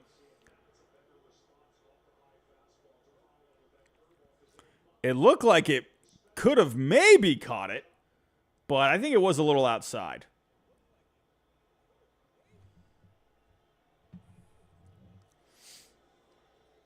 Here we go here. There's that splitter again. You don't want to go to that splitter too much in that spot. He is really attacking that part of the zone with the splitty. Yeah, this is Bailey. Yamamoto versus the Rookie of the Year. I see that shade with Paul Skeens. Here we go. Yamamoto. Again, he went with the splitter the same spot. Why? Literally, he went to that spot like 4 different times in that AB. You're not getting Merrill to chase that. I think Merrill knows a little better than that.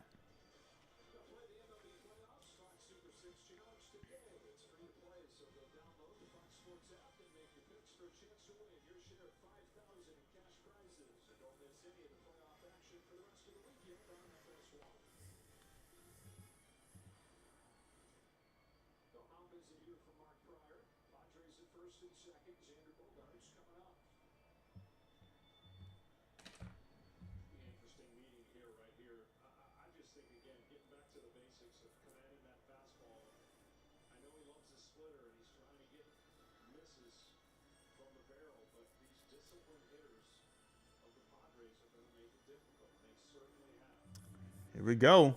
Bogarts is up. No, I'll be honest. It's a little tough to see Bogarts in the postseason and not in a Red Sox uniform. Man, saw a highlight today. Bogarts hitting a home run off of Garrett Cole back in 2021. Man, we were really big on the watch-alongs that year in 21. Man. And that was a good moment. Goes to the splitter again. Willard, how you doing? Robbie, everyone says the Astros dynasty is, yes, going to the ALCS, but when it comes to going to the playoffs, it's not over. Plus, how is Hinch the best manager in baseball? Beat his Tigers, got beat 7-0. I mean, hey, make some good points there. Bogarts fouls it back. I mean, yeah, the Astros, okay. They've still made it to the postseason now every year since 2017 and 2015. 1-1 count here to Xander Bogaerts. Bogaerts looking to make something happen.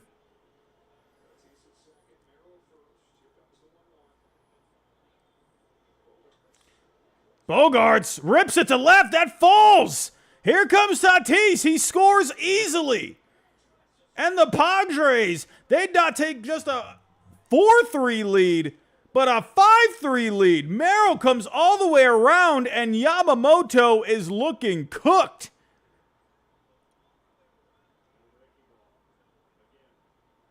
Wow, Xander Bogaerts coming up big here for the Padres. They need to get him out of this game. Yeah, I'm sorry. I think Yamamoto's done, man. He has not looked right here tonight. That's a huge disappointment, man. Huge disappointment. You got all the momentum back with Otani. And you just, man, that's extremely disappointing. This Padres team is good, man. You know, credit to them. Credit to them. Here we go. Yankees, bottom of the 8th, trying to add some insurance here.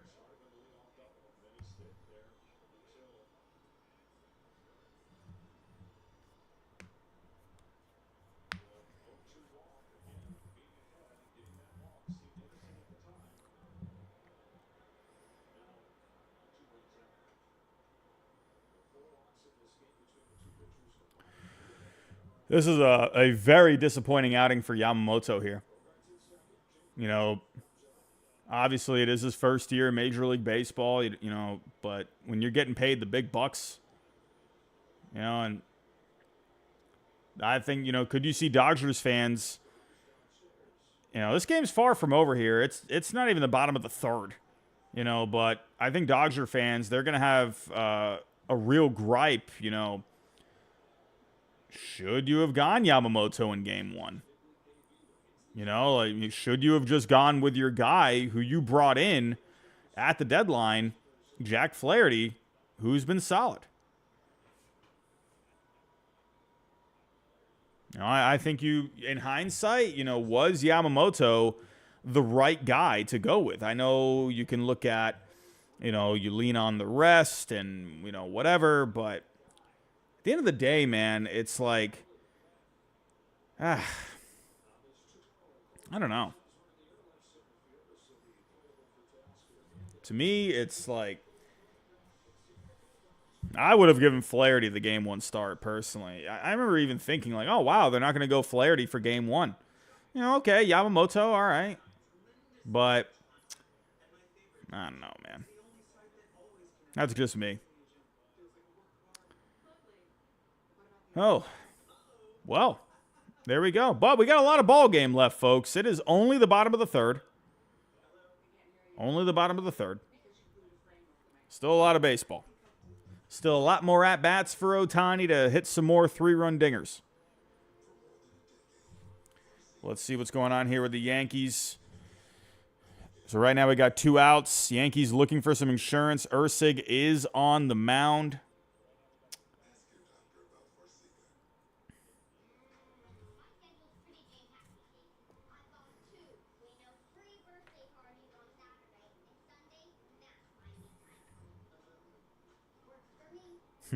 Could you imagine? I just thought of this.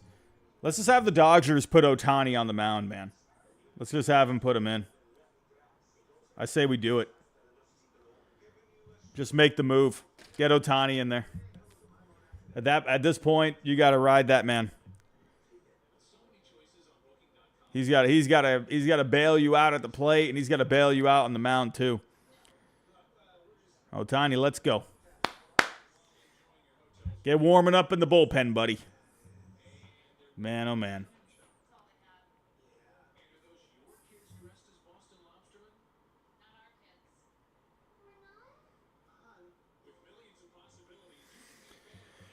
Oh. Yeah, you know, Venny. Yeah, maybe not the greatest choice of words. You know what I mean. You know what I mean. Get the gutter brain out of here. Get that gutter brain out of here. This is Bailey. I wish the Dodgers had Dusty. You know, I will say this. You know, if Terry Francona hadn't been hired by the Reds, and you know, and if they made let's hypothetically speaking, let's say the Dodgers don't make it past this round. They move on from Dave Roberts. Could they have maybe made a run at Terry Francona if the Reds didn't snag him up? I haven't talked about that. But wow, great move from the Reds. You know, I'm telling you right now, and yeah, maybe there is a little bit of bias here, being Giraffe Neck Robbie here. Listen, you all know I love Terry Francona. Love Terry Francona. I think it's a great move for the Reds. I think you need a guy like that to be in that spot on a young team. But not just a young team, like a team that's ready to compete. You know? It's time for that Reds team to really start stepping up. You got a lot of talent there. I think Terry Francona is the right man for the job. I'm expecting a lot out of the Reds next year. Get fully healthy. Francona back in the saddle. I'm excited for the Reds next year. Freeman gets it started here. The ankle is looking just fine, and the Dodgers, after going down 5-3, they get it started the right way. Still got a lot of baseball left. You know, this game has been on for more than an hour, and it is the bottom of the third. This game is not moving very quick.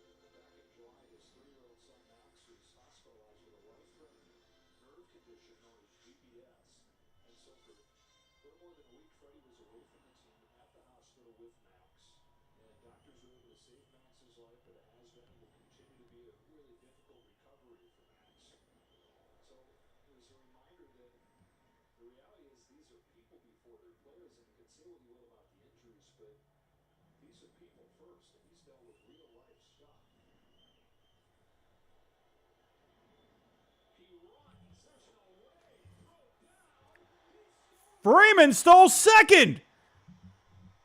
Freeman stole second. Can you believe it? Even with the bad ankle.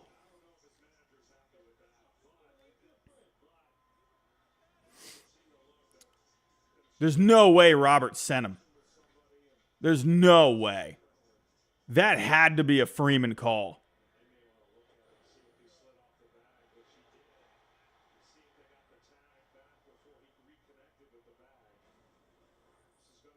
Don't tell me Freeman's going to be out.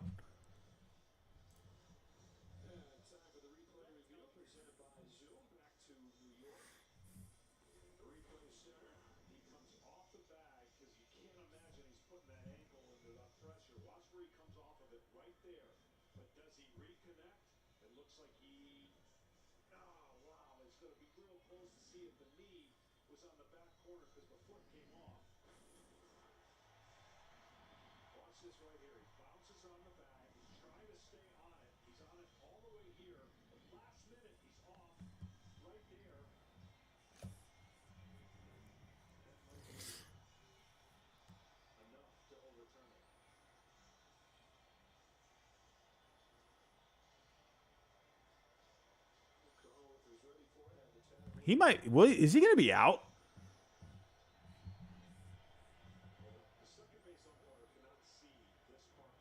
I feel like they'll probably say he's safe.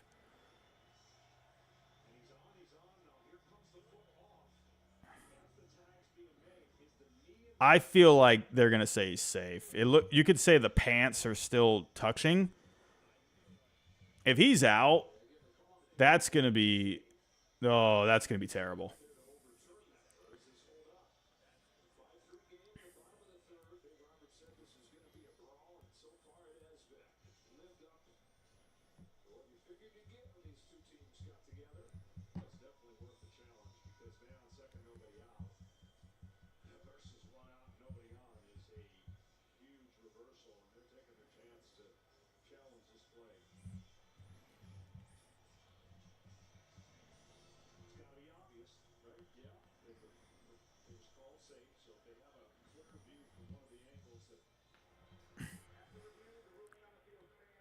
They called him safe. Yeah, it looked like the pants were, at least on the angle that we saw, it looked like the pants were still touching.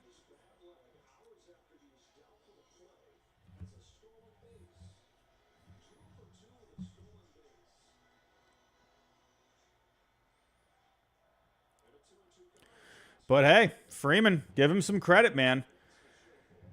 You know, I kind of, in a way, I find that surprising because, you know, I'm looking at Dave Roberts' reaction. I wonder who made that call. Was that Freeman or was that Roberts?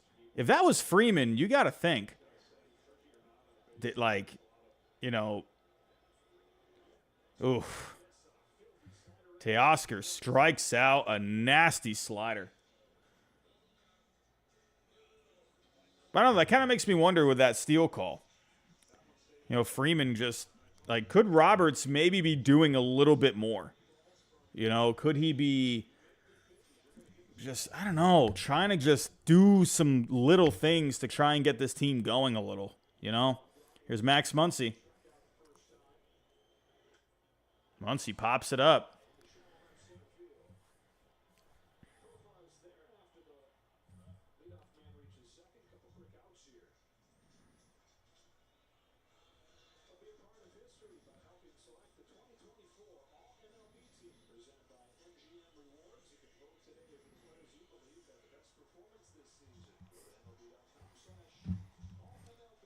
Man, oh man.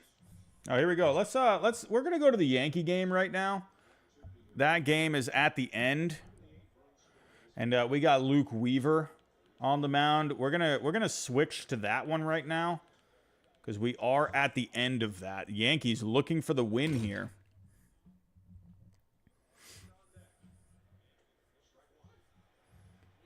Luke Weaver taking over the closer role after Clay Holmes had a lot of struggles this year.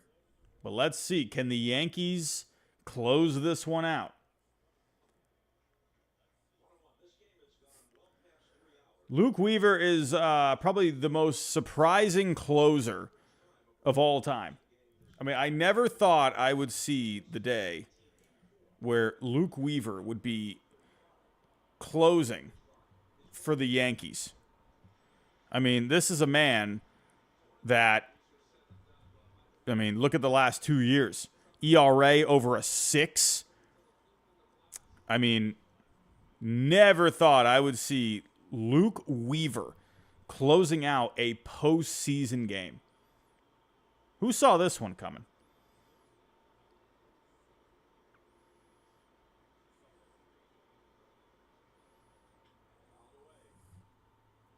He's like the most uncloser looking closer of all time.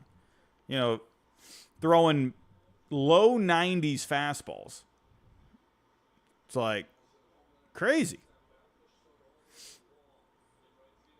But it's working.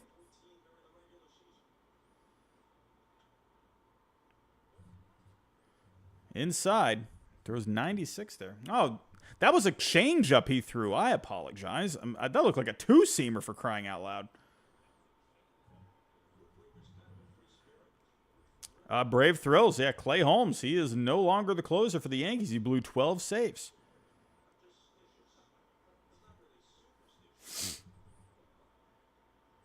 Here we go. Michael Massey looking to get something done for the Royals.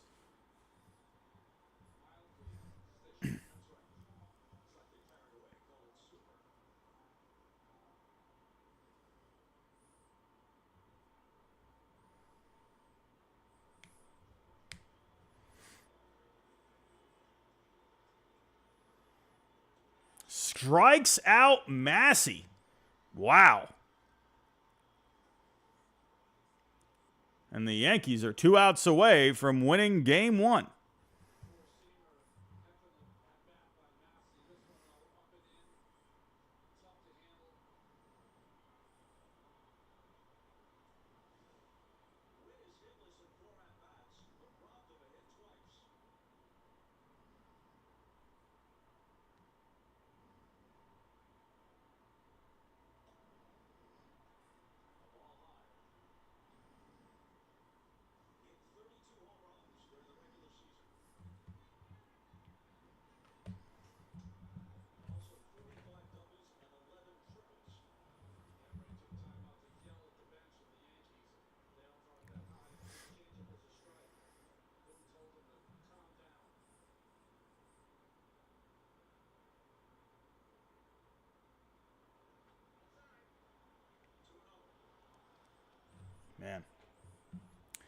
This is Bailey. Monday night will be big for you. Listen, we'll see. But I don't know. I don't know what happened. We've had, 200-300 people in the early going, but nothing tonight. I don't know. I'm kind of shocked, to be honest. Like, I figured Padres, Dodgers, big part of the audience on the channel is Dodgers, or California teams. I'm shocked. Let's see. Maybe Monday will be better. But I don't know. You got Monday Night Football. Luke Weaver paints the lower part of the corner. Gets the call there, but Bobby Witt looking for a big hit. Did not mean to rhyme there. Yeah, this is Bailey. Teo, Muncy, Smith leaving Freddie stranded. I'm telling you, the Dodgers, man, they need other guys doing some things, man. Can't just have Otani doing everything. Bobby Witt pops it up.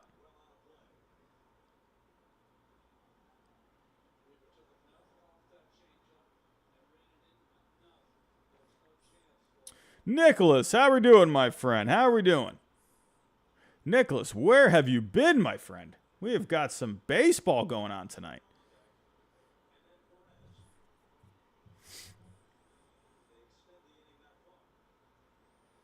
Full count here to Bobby Witt.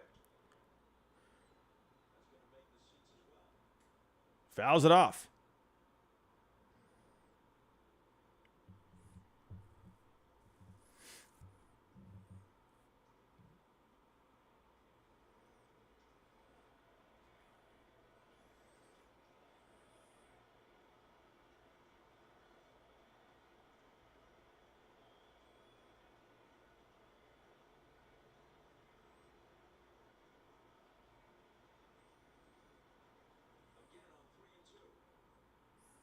Bobby Witt giving him a fit. I'm sorry. I'm not trying to rhyme. My goodness. Still a full count here.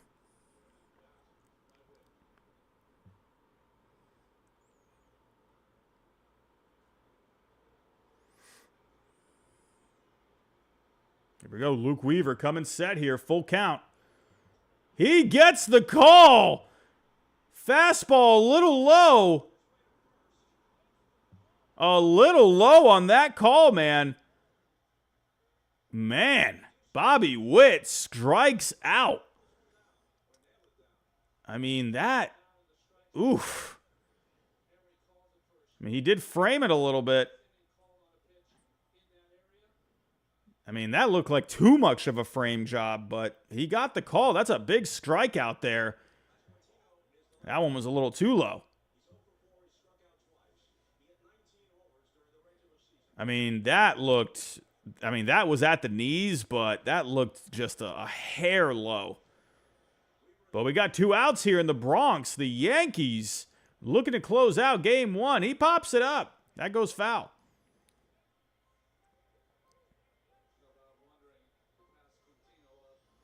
But Vinny Pasquantino came up big against the Orioles. Can he keep it going here at Yankee Stadium?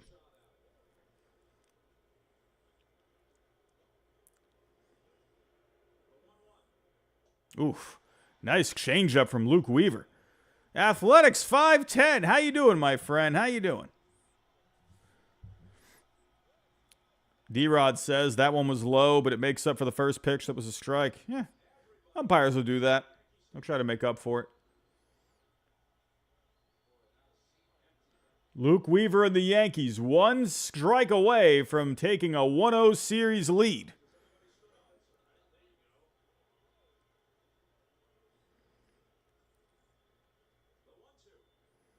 Oof, that one almost hit him. Up and in. Easy take there from Pasquantino. Toby says Yamamoto done for the night. We'll get back to the Dodgers Padres in just a second.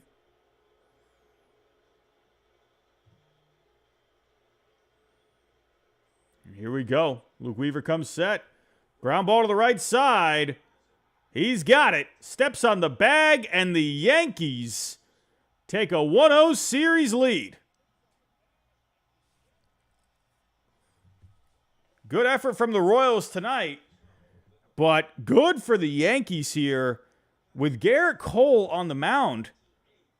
I mean, this was a game you did not want to lose if you're the Yankees. If the Royals were able to steal this one, wow. That would have been massive for Kansas City to steal one on the road against Garrett Cole. I mean, goodness gracious. But the Royals, they played this team hard, man. Gleyber Torres coming up big. Verdugo coming up big. The Yankees having some patience at the plate. A couple of walks to score some runs with the bases loaded. A good all-around effort. They did just enough against the Kansas City Royals. But this series, in my opinion, I think far from over because the Royals got their top guys, two of the top guys in Major League Baseball, Cole Reagan, Seth Lugo, back-to-back for games 2 and 3. If Cole Reagan, I mean, I did predict the Yankees to win this game tonight. I didn't think it would be this tight, but listen, come back in here tomorrow. You know this Royals team, they had the Yankees on the edge a couple of times here tonight, and the Yankees, they just came through. But let's see what the Royals can do with Reagans and Lugo in the next 2 games. So, again, I did pick the Yankees to win game 1. But the Royals are far from out of it, if you ask me. But here we go. Let's get back here to the Padres and the Dodgers.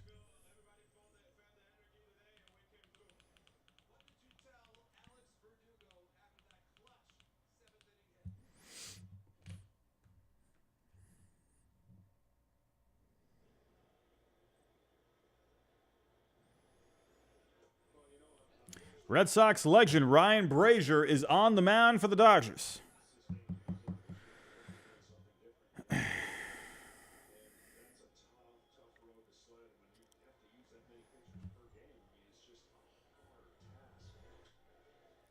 Ground ball up the middle, Solano to short, on to first. And the Dodgers got one out here in the top of the 4th. Man, this Padres-Dodgers game is moving rather slow. Rather slow, man. We're already an hour and a half into this game here tonight, and they're in the top of the 4th.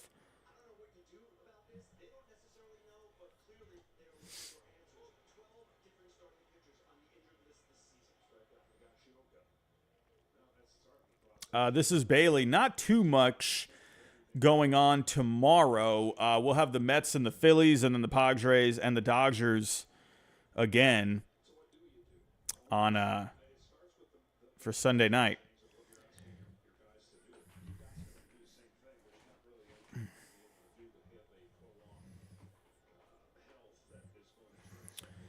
See, I might be able. I'm not sure if I'll be able to get on for the Mets and the Phillies tomorrow.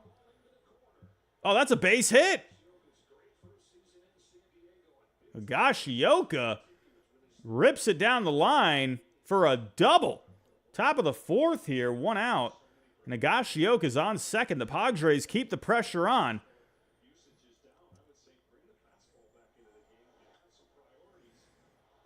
Yeah, D-Rod.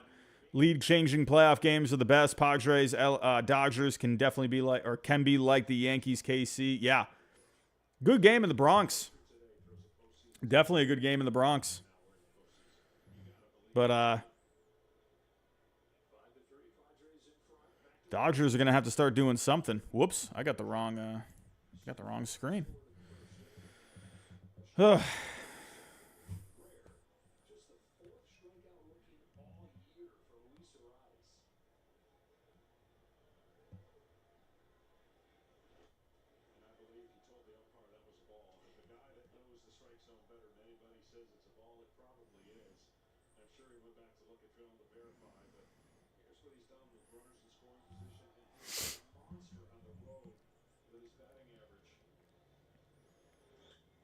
Luis Arraez pops it up. Gives it a bit of a ride. Warning track. Luis Arraez with a productive out. In the air. Don't really see that too much out of him, but Higashioka moves up to third, and the Padres are threatening. Brave thrills. That's okay, my friend. That's okay. I mean, I'm going to be honest. At this point, I mean, I don't know. Are we even going to go live here tomorrow? I mean, goodness. The viewership just completely tanked here tonight. I don't know. We might have to... I don't know. I got to think about, is tomorrow even going to be good? I don't know. People are going to be watching Sunday Night Football. And who's playing tomorrow on the footballs?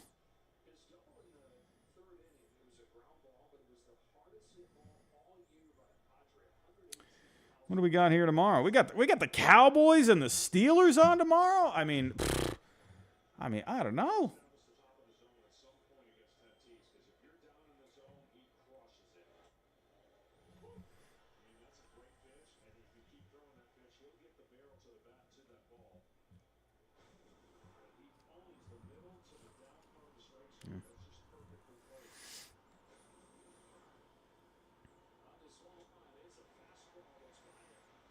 Tatis, big fastball blown by him here. Athletics 5'10". I'd take baseball over football any day of the week. Oh, me as well, my friend. Me as well. Absolutely, I agree. Pops it up. Tatis into the infield.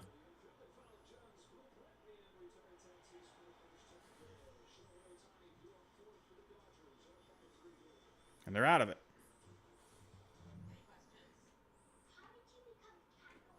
And this is Bailey, you know. We'll see. We'll see, man. I don't know. I think back, you know, Saturdays have been kind of, Saturdays have not really been, I would say, a great day for the channel. Usually, you know, people are out and about doing whatever. I don't know. Maybe tomorrow will be better. Sunday nights have always been a night on this channel. So that's a night, you know, Sunday night. That's every week we would go do power rankings on Sundays. So maybe tomorrow could be a little better. We'll see. No matter what, I'll probably be here. But you'd like to see a bit better with the. I thank you guys for all coming out here tonight. Appreciate that. Man, I still remember back in 2021, we had some big turnouts for the postseason. That was the last time I did the watch-alongs. Man, I still remember the Cardinals and the Dodgers wild card game. That was insane. We had a lot of people in there for that. The Red Sox Yankees wild card game. That was awesome. I'm looking back. Yeah, the Cardinals Dodgers. That was a good one. The Astros and the Braves. The Game 6 watch party we did. That was a good one. Like I said, the Red Sox Yankees one. That was good. Yeah. I mean, all of the ones that we've been doing up to this point have been hitting really well. So, yeah, this is Bailey. Saturdays are the worst. People out drinking. Yeah. So, yeah, Saturdays are, they're not really a great night.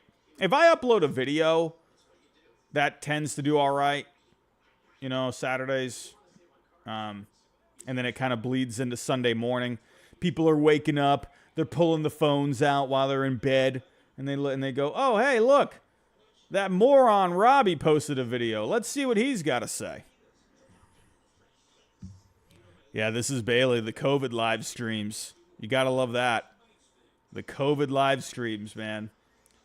We were, those were fun, man. Those were fun. The Rays-Dodgers World Series, that was a crazy time. It's so crazy to think that the Rays were in the World Series. I feel like people forget about that.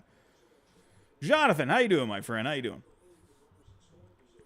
Dylan Cease back on the mound, keeping the Dodgers at bay, except for Shohei Otani.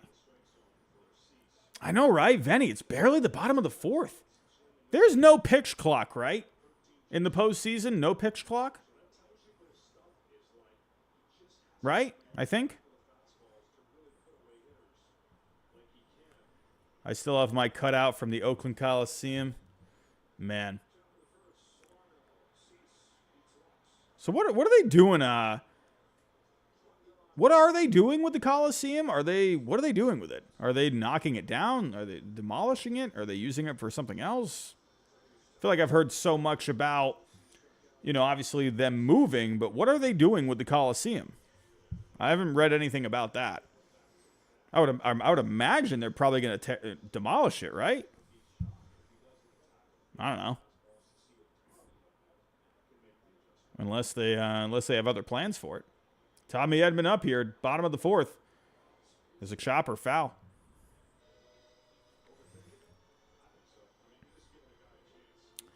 Venny asks, is their soccer team playing there? Yeah, I got no clue. Athletics 510. Do you know anything? The Oakland Roots and Oakland Soul are playing some soccer games there next year. Okay, so they're going to keep it around. Dylan Cease. Wow, Dylan Cease actually almost made that a play.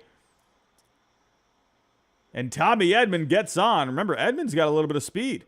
Nicholas, how you doing, my friend? How you doing? Thanks for showing up here tonight, Nicholas. A little low when it comes to the turnout tonight. It's a Saturday night. People are out doing whatever. They don't want to listen to me again on a Saturday night, which I understand. I get it. Jonathan, Otani's going to do it again. Watch. I mean, could you imagine Otani? I mean, good grief. I probably will explode. Manny B, new listener from Oceanside, California. Good to have you, Manny. Thank you for joining in. But here we go. Miguel Rojas trying to make something happen here. Fastball up, 95. This is Bailey. Dodgers bottom is streaky. Lux, Pajes, Rojas can all do damage. Yeah, they need to set something up for the top of the order. Oof. I mean, Cease, it feels like he's really navigating here tonight. It feels like he is really battling. But besides Otani, he's been able to keep everything in check. Oh, Rojas, ripped it down the right side, but that's foul. Gito, hey, Robbie, your former boy, Doogie. He did. Give it up for Verdugo, man. Stepping up in the postseason. Hey, give it up for him, man. Golden Spation, $1.99 Super Chat. Yanks Royals, first postseason game with 5 league changes. Listen, I'm telling you, I said this last night. Do not sleep on the Royals, man. Do not sleep. Oh, Rojas, base hit. And the Dodgers once again have a couple of base runners for Otani. They should walk Otani. He can't steal. I don't know. But they are going to make a pitching change. They are not going to have Dylan Cease face Otani again. And the Padres are going to go to the pen. Dylan Cease is done after 3 1/3. Mike Schill is going to go to that bullpen. Will it matter, though? Will it matter?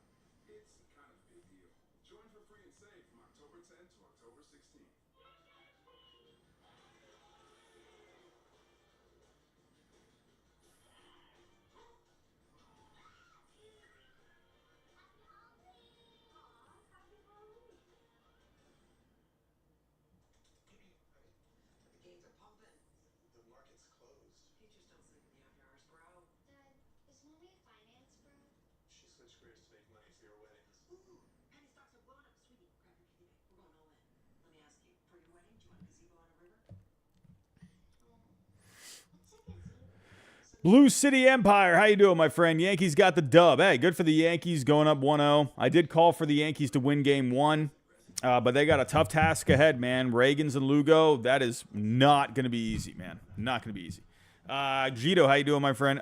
Padres Machado comes as advertised. Yeah, Machado's been great. He's been great for quite a bit now this season. He's been on quite the run. Moon Shadow 91. Wait, has there ever been a pitcher that has gotten Otani consistently out? I don't know. That's going to be an interesting question to ask Otani one day when he retires. Who was the toughest at bat for you? I wonder if Ichiro has been asked that question. I always love hearing that, you know. Like, I think Roger Clemens, I feel like he was asked that question. I feel like he said the high contact hitters, you know, the ones that just don't strike out. I think maybe he mentioned Tony Gwynn. I can't remember. I feel like Clemens was asked that question a couple of years ago, but I can't remember his answer. I think Barry Bonds might have been asked that too. But here we go. Lefty-lefty matchup here. Adrian Morejon coming in against Otani. Bottom of the fourth. 0-1 count now.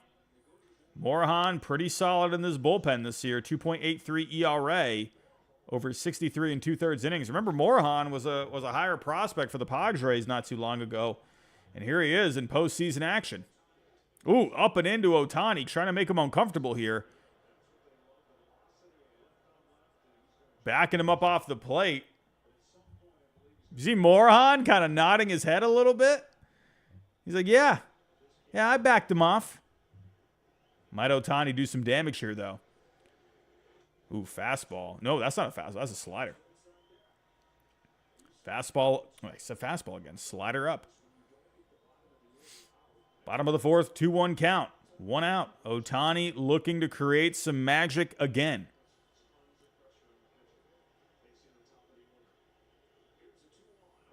Ooh, Otani rips it right side, but that is foul. Oh, man. Otani was all over that one. He was a little ahead on it. Can he time it?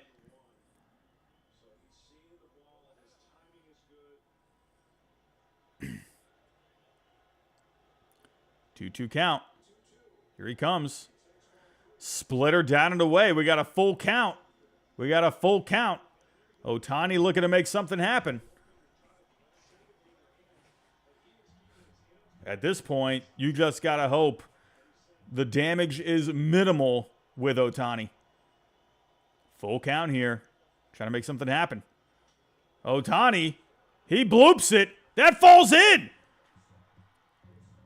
The runner will hold at third, and the Dodgers got the bases loaded.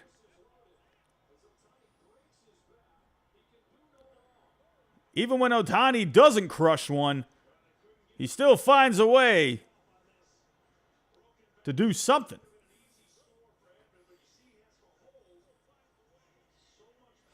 Here we go. Dodgers with a huge opportunity here. Mookie Betts, this is a man. Over the last couple of years now for the Dodgers, he is really disappointed in the postseason. This is a big moment for Mookie Betts. A lefty-righty matchup. Last 7 games in the postseason, hitting under 100 with 1 extra base hit. Morejon drops in a slider. Nando 390. Mookie thinking about podcast and bowling right now. Goodness gracious. If Mookie comes through here, everything from the last couple of years will be forgotten. Oh, man, that was a 98 mile an hour fastball. Left a bit over the plate. That's something that you've seen Mookie do some damage with before. Just missed it, though. 0-2 count. Mookie Betts with a huge opportunity here. Oof. Splitter down and in. Mookie's got to dive out of the way. We got a 1-2 count. Brandon, how you doing, my friend? Do you think the Phillies can still win the series? You know, it'll be interesting tomorrow. Christopher Sanchez, he's pitched well at home, but... Oh, Splitter gets away! Runner scores! And the Dodgers have put another run on the board here. It is now a 5-4 game. And the Dodgers are trying to make something happen. Runners move up to second and third. One hit from Mookie, and the Dodgers could have the lead. But Brandon, do you think the Phillies can still win? Yeah, I do, but I've been saying this the last couple of days, man. The Phillies, you know, could that layoff ice them? They've been the one to get that advantage the last couple of years. Could this happen to the Phillies? I wonder about that, you know, the move with Sanchez at home. That could either be a genius move because he's pitched well at home, but with how hot the Mets are, is that really going to matter? You know what I mean? I feel like at this point, is this the right team at the right time to be playing matchups like that, or, you know, deciding who your starters are based off of splits? I don't know. I just wonder if it's really going to matter because this Mets team is hot. I think at this point, you want to be putting up your best guys. Sanchez has been good this year. I'm not saying you can't get something done. You know, we'll see. We'll see, but, you know, Nola, I don't know. Again, it's either going to be a genius move starting Sanchez, or it could end up really biting them in the butt. But things are interesting here with the Dodgers. It looks like Mookie is going to be walked. And now that leaves Freddie Freeman with a big task. Here we go. Bottom of the fourth. Bases loaded. One out. The Dodgers with a huge opportunity here. And Freeman hits it to the right side. That gets the first baseman off the bag. And he is just out at home. A great play. Looks like Dave Roberts might challenge it.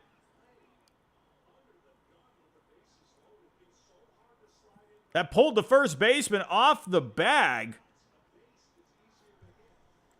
Donovan Solano had to come very far off the bag there. And he didn't get a great throw. It took a hop.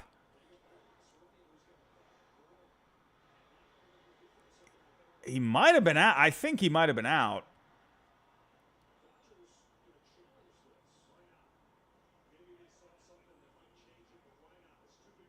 Yeah, he's out. Unless he didn't have full control over it.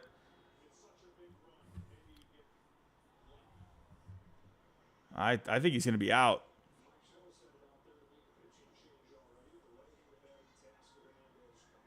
I mean, he's out by a bit.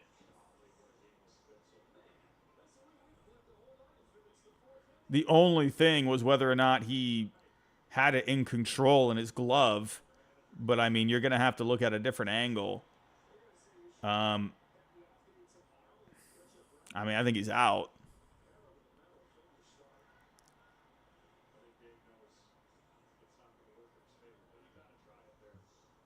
I disagree. You know, with the announcers, they're saying you got to try it. I don't know, man. I don't think that's one that you... I think that was a bad call from Roberts. I don't agree with that. Yeah, I mean, he was out by a good amount. Yeah, Dave Roberts, that's a bad challenge, man.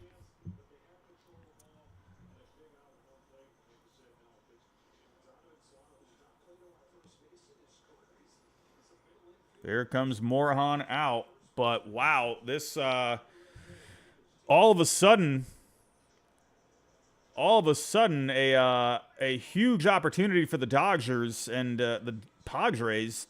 They're very close to getting out of this, but they got Teoscar Hernandez coming up here. Let's see if they can get something done there. Sound FX, how you doing, my friend? What a day in the sports world. Dogs win, Bama loses. I did see that with Alabama. LOL Phillies and the Padres Dodgers beating the heck out of each other. It's good to be enjoying sports, even if it doesn't involve the Braves. Yeah, I mean, good day of sports. I agree. And I do think, people are kind of like what you just said, right? You got a lot of college football going on. You got some good games on here today. So the turnout so far for this game has been on the lower side, but I do wonder that college football action, people are paying attention to some of that, enjoying their Saturday nights, so. Nando 390, Teoscar made Dodgers history with the most strikeouts this season. Teoscar, we can actually go take a look-see. And let's see with Teoscar. Yeah, funny enough, he did get his strikeout percentage a bit down from last year. He was able to get the walks up a little bit. But still a good amount of strikeouts, about 29% of the time. Patrick B. Teoscar got that from the Mariners. Well, now Teoscar, he has always been pretty strikeout prone. Minus the 2021 season, he was very good that year. He struck out 25% of the time. That is still high. But, yeah, it really upped in that second year, or his last year in Toronto, sorry. And then it went up a lot in Seattle. But he's been able to get it down. But let's see here. Can he come up in a big spot? We got the footballs on tomorrow, everyone. We got the Browns and the Commanders, Panthers and the Bears, Dolphins and my Patriots, Cardinals, Niners, Raiders, Broncos. We got the Cowboys and the Steelers, two of America's teams on prime time tomorrow night. Man, I can't wait to see how bad my Patriots get beat tomorrow. I'm going to be honest, here we go. That was quick. Estrada pours it in, 97 miles an hour, but that's a ball. Not too big on the footballs, but I do got my fantasy football team, and I am 4-0. I'm tied as of right now. We're both at around 21 points. Teoscar rips it to right center, that drops in, that gets by Merrill! That takes a bad bounce. Fernando Tatis has it. He gets it in, but the Dodgers have taken the lead here in L.A.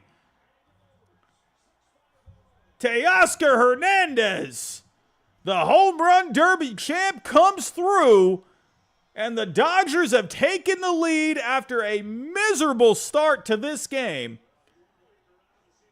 And here come the Dodgers. Merrill had an unlucky bounce there. Maybe he probably should have stayed back on it a little bit, but he thought he had it. Ends up getting by him. Luckily, he had the backup there with Tatis. But nonetheless, the Dodgers have taken advantage. And they are still threatening here. They got another runner at third.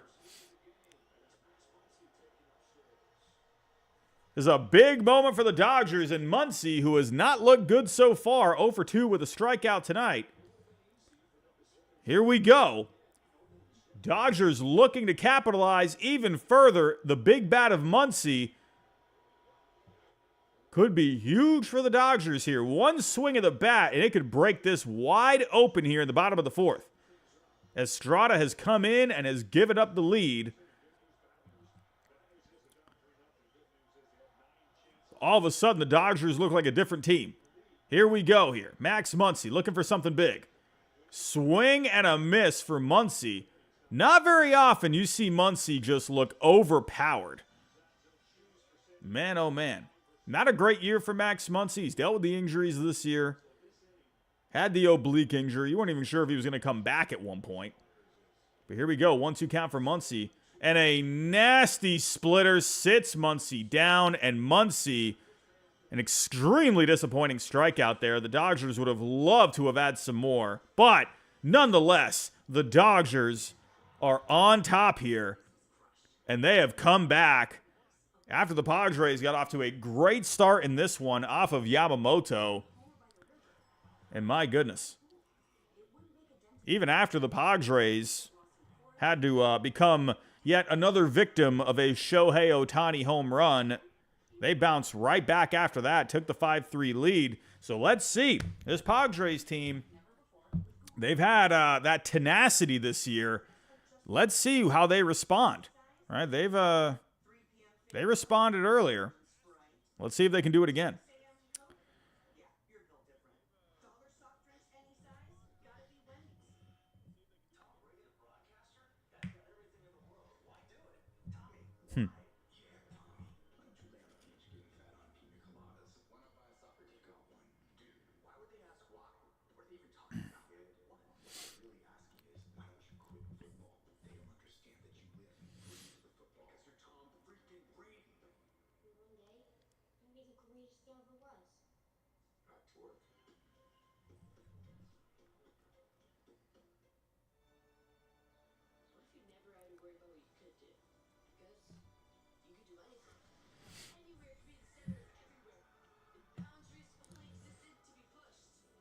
Man, oh man, this is becoming an exciting game, but we are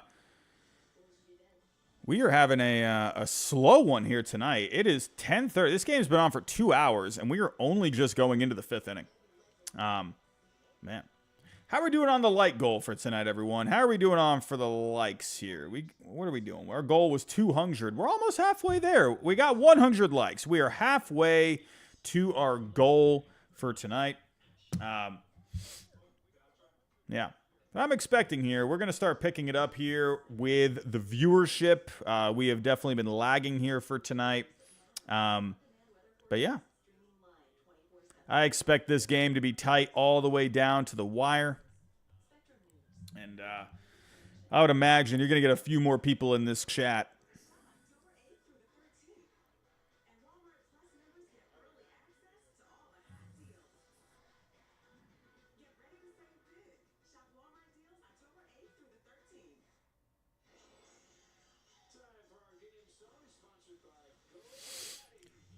Yeah, they're taking a look back at the games from today. All right, Guardians bats, man. Hey, give it up to the Guardians. But listen, man, when the Tigers, they're just getting a little too quirky. Going with the opener in game 1 of a series, it's like, all right, you should have just gone with Olsen, man. Not sure why they did that. Give it up to the Guardians today. Give it up to the Mets today. Big win for the Mets. They really do got that magic going on. I wasn't a believer a couple of weeks ago, but they have really figured something out. And a lot of credit to the Yankees, right? Coming through at home tonight. Garrett Cole wasn't his best, but the Yankees found a way. Tons of lead changes. Great game in New York tonight. Here we go. Ryan Brazier back on the mound. Ryan Brazier, Red Sox legend.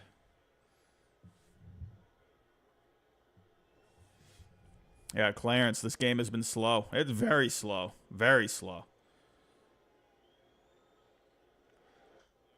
Profar pops it up. That goes foul. Again, they're not using the pitch clock, right? Or are they? I feel like I'm not seeing a timer anywhere. I didn't ever catch that. What are they using the pitch clock? I feel like all the games have been moving at a pretty nice pace so far, but I'm not seeing anywhere. Profar, big strikeout. Yeah, Patrick B, that's what I was wondering. Again, all the games have been moving very nicely. They're not really lagging. But this one is definitely moving a little slower. I was wondering, maybe they did use it for the wild card round, or are they using it for the division rounds? I'm going to look that up.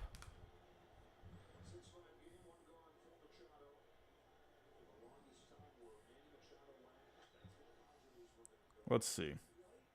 Yeah, they're using the pitch clock.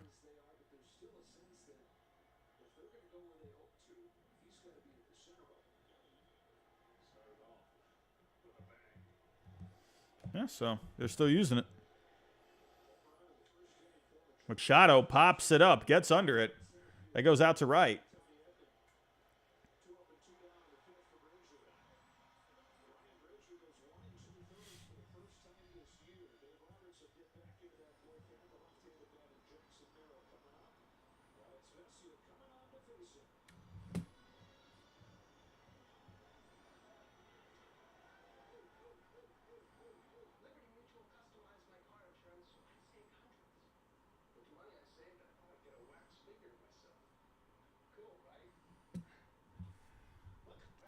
Christopher, who do you think wins this series? I did pick the Dodgers to barely get by.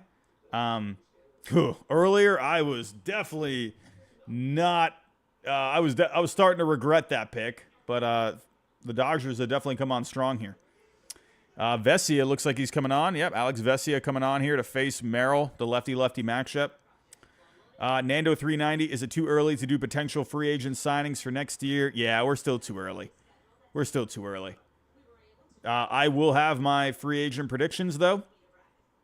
Those will be out very shortly after the postseason is over. So I'm working on them as we speak. Athletics 510, what team do you think is in the most trouble after game one? You know, I almost can't believe I'm saying it, but I actually feel like the Phillies could be. I really do, because the Mets just came in and they said, we do not care about this Phillies crowd. It was a tight game. Game one, Phillies fans were going nuts. Didn't bother them at all. Didn't faze them at all. Christopher Sanchez going at home tomorrow. They're giving him the game 2 start because of the home split that he has. He pitches great at home. But again, is that going to matter against a hot Mets team?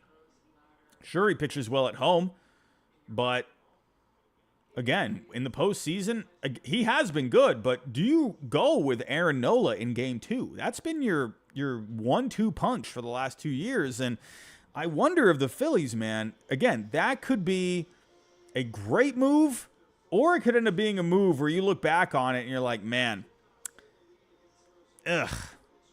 But again, the Mets, they might just be too hot for anyone at this point. It might not even matter who you put on the mound in game 2.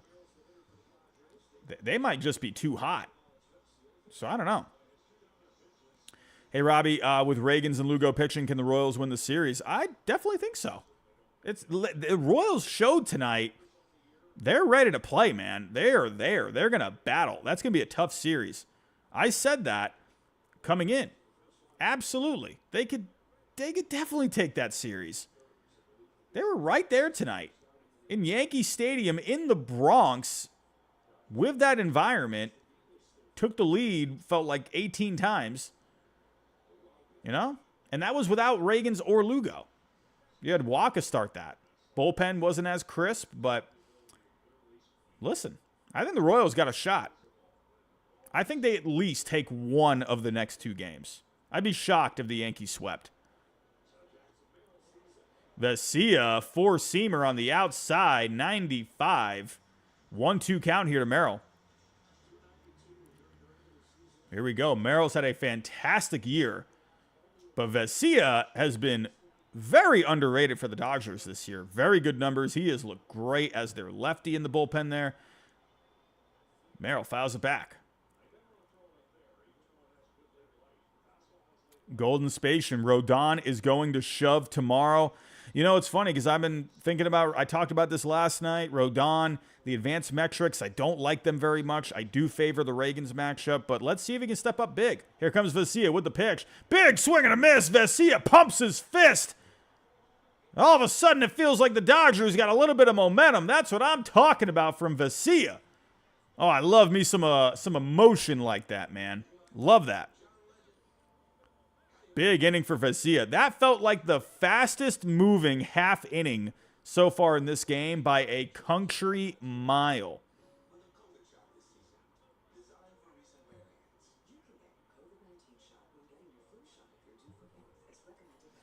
Sound FX, how you doing, my friend? If the Phillies lose the series to the Mets, I'm laughing at the Phillies because they will feel what we felt. On the other hand, it does make me angry that the Mets are being rewarded for not tanking. Just saying, man. I mean, I'm kind of in what you said in the beginning there. I know it feels like I'm beating a dead horse at this point, but again, The Phillies have not been the division winner the last couple of years. They have not been a wild card team. They have rode the momentum of the wild card. They don't got it this year. I don't know.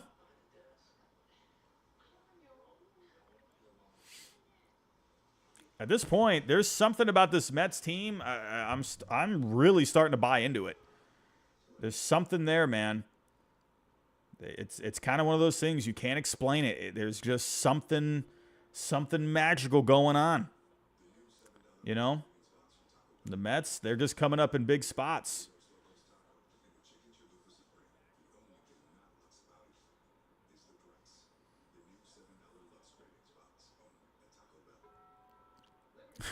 Jonathan, Phillies Bullpen owes an enormous apology to Wheeler. Yeah, Wheeler was fantastic today. Wheeler was fantastic. Poor Wheeler. He definitely did not forget when the Mets made him pay for a ticket. Can you believe that? When they made him pay for a ticket for a postseason game, he was literally on the roster, or he was on the team. And they made him, because I think he had Tommy John, they made him pay for a ticket. I know that was the old ownership, but like, what? That's crazy, man. He's an employee of the team. He's hurt, but like, that's crazy. Wabu Prod, Robbie, do you think the Pirates will keep Skeens in the long run? Nope.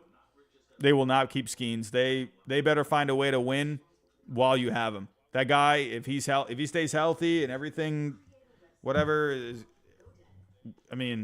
he'll get himself a fat contract when he hits free agency. There's no way they keep Skeens. I'm going to say right now, Paul Skeens, he will be a New York Yankee. It'll be just like Garrett Cole. Dude, Paul Skeens, when he pitched in Yankee Stadium towards the end of the year, I just looked at it. I'm like, this guy looks like he's just made for Yankee Stadium. He's got the mustache. He's got the aura. That dude is such a Yankee. I'm just saying.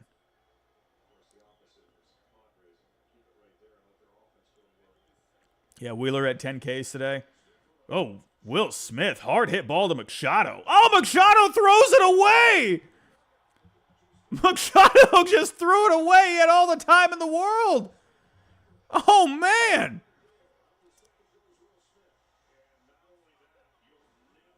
What the?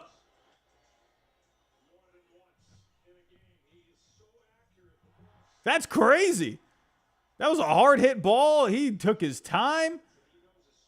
Wow.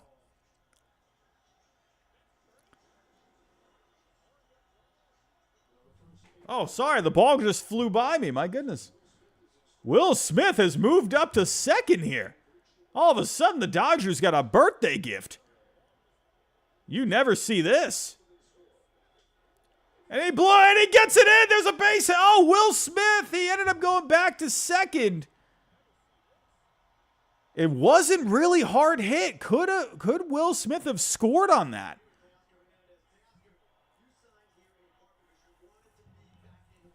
He had to be careful there. He ended up holding up. But, hey, good for the Dodgers here. They got runners on the corners and no outs. So probably good for the Dodgers to not be overly aggressive on that.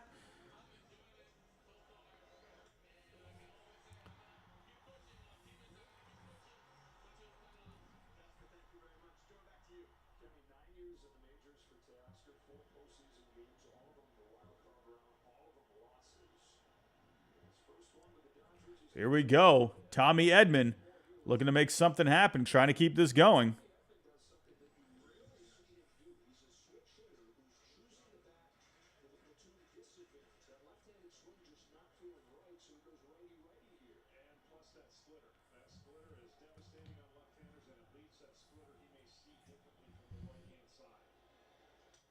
Oof. Edman got a piece of it. No going, though. No going.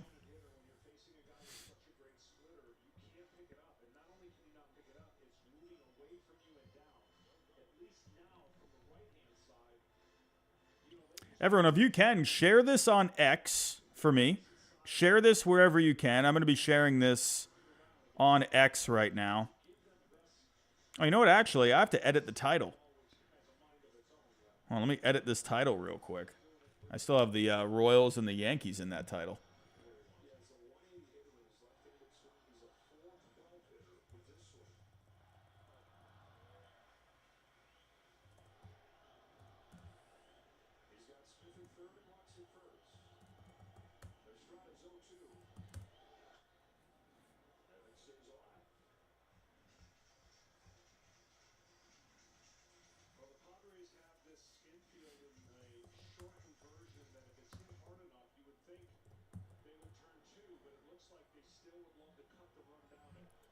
Alrighty, gonna share this out, try and get a few more people in here if we can. Big moment here for the Dodgers. Edman giving a good battle.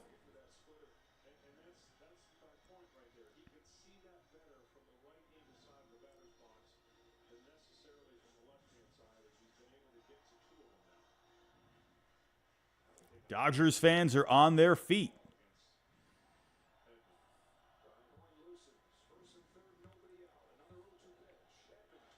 Tommy Edman hits it up the middle. Oh, gets it to Bogaerts, flips it to second. Wow. Big double play there. But the Dodgers get the runner. And they're up 7-5 here. Bogaerts did check home. There was really, even though he was in, there was not really much you could do with it.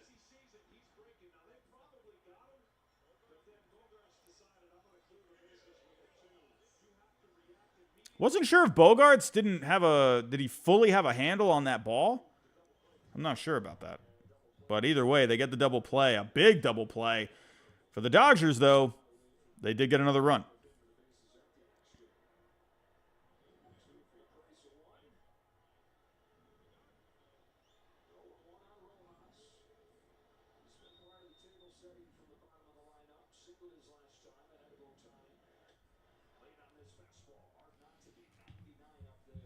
Alrighty. Alrighty, I have shared the stream on X. If we can get a few more people in here, that would be great. Everyone, if you can, hit that like button for me. It does help with the algorithm. Here we go, Miguel Rojas. Bottom of the fifth here, 2 outs, 2 strikes. Estrada trying to close this out. He pops it up in the infield, or actually out of the infield now. Goes into foul territory. And that ends the 5th. Into the 6th we go. We're getting into crunch time, ladies and gentlemen. We're getting into crunch time.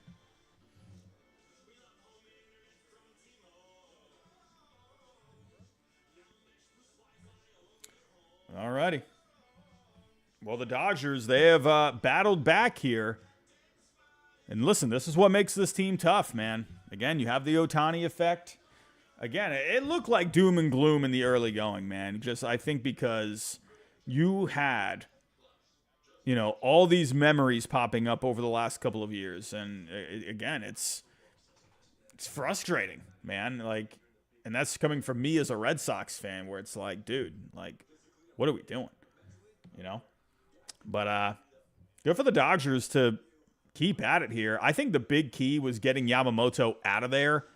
He did not have it to start things off here. And I told all of you, Dodgers bullpen, it's good. And this is where I think the Dodgers could have an advantage in this one, because they have the depth here.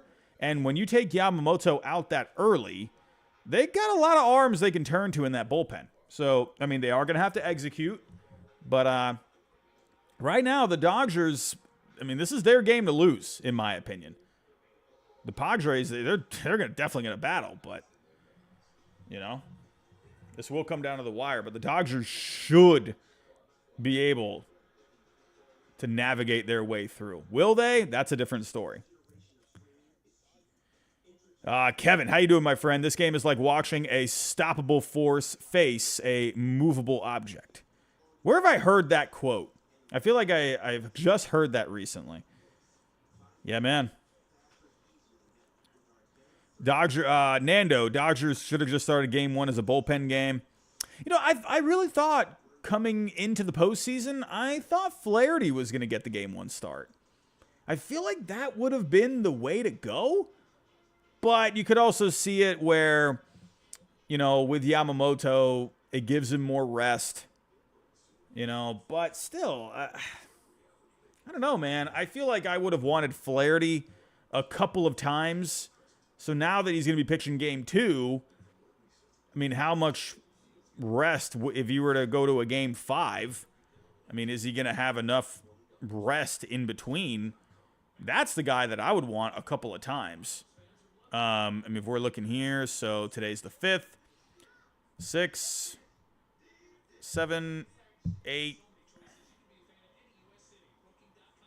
Well, no, he's going to be starting tomorrow. So 7, 8, 9, 10.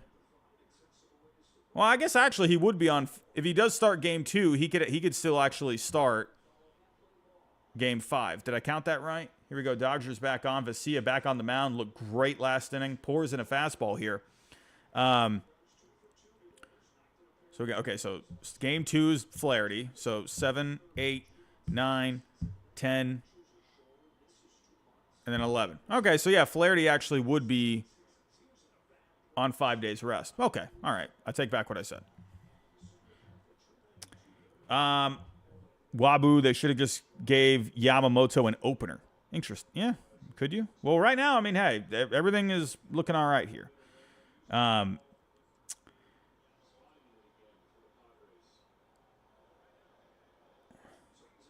Big swing and a miss. Vesia looking very sharp out of this bullpen. Yeah, CWE, this is Yamamoto's first playoffs. Yeah. Not getting his playoff career off to a good start. I think Yamamoto progresses over the summer. Yeah, it's unfortunate he, ended up going down there with the shoulder issues. 1-2 count here to Bogarts. Vesia holds a good amount. Ooh! Oh, man, that was a pretty good pitch. I know it says here on game day it was inside. That was nasty.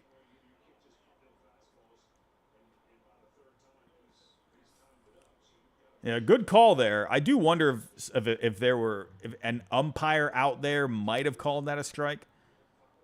Maybe it caught the zone coming in, but I think that was the right call. Christopher R., former Yankee Yamamoto. Looked like he was a Yankee at one point. I still remember that tweet that came out from the one guy from the Pat McAfee show.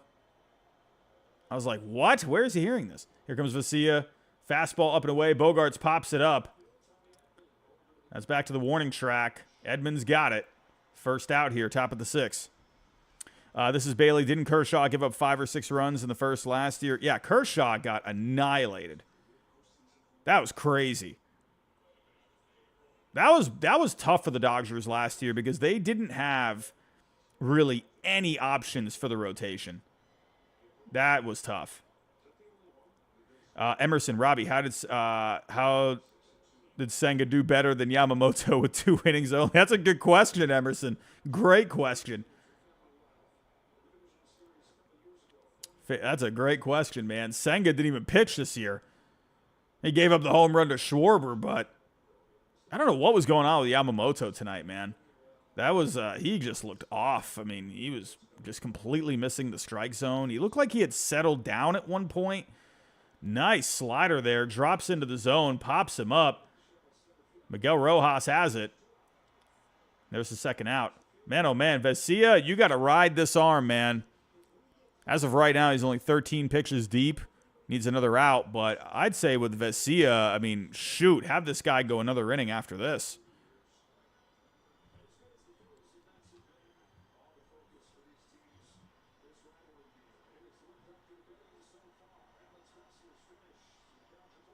Oh, really? They're taking Vesia out? What?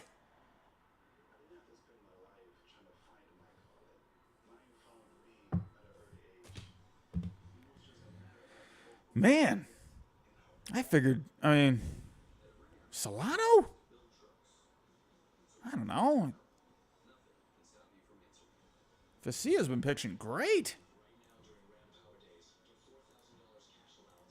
I mean, let's see. What are the splits here with Solano?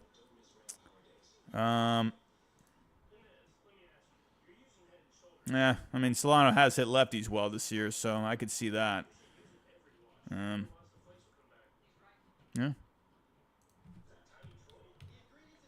Has Vesia gone more than an inning this year? Yeah, he's pitched. He went 2 innings back on September 14th. Okay, he did it one. No, actually, no, 2 times. May he had 2 innings.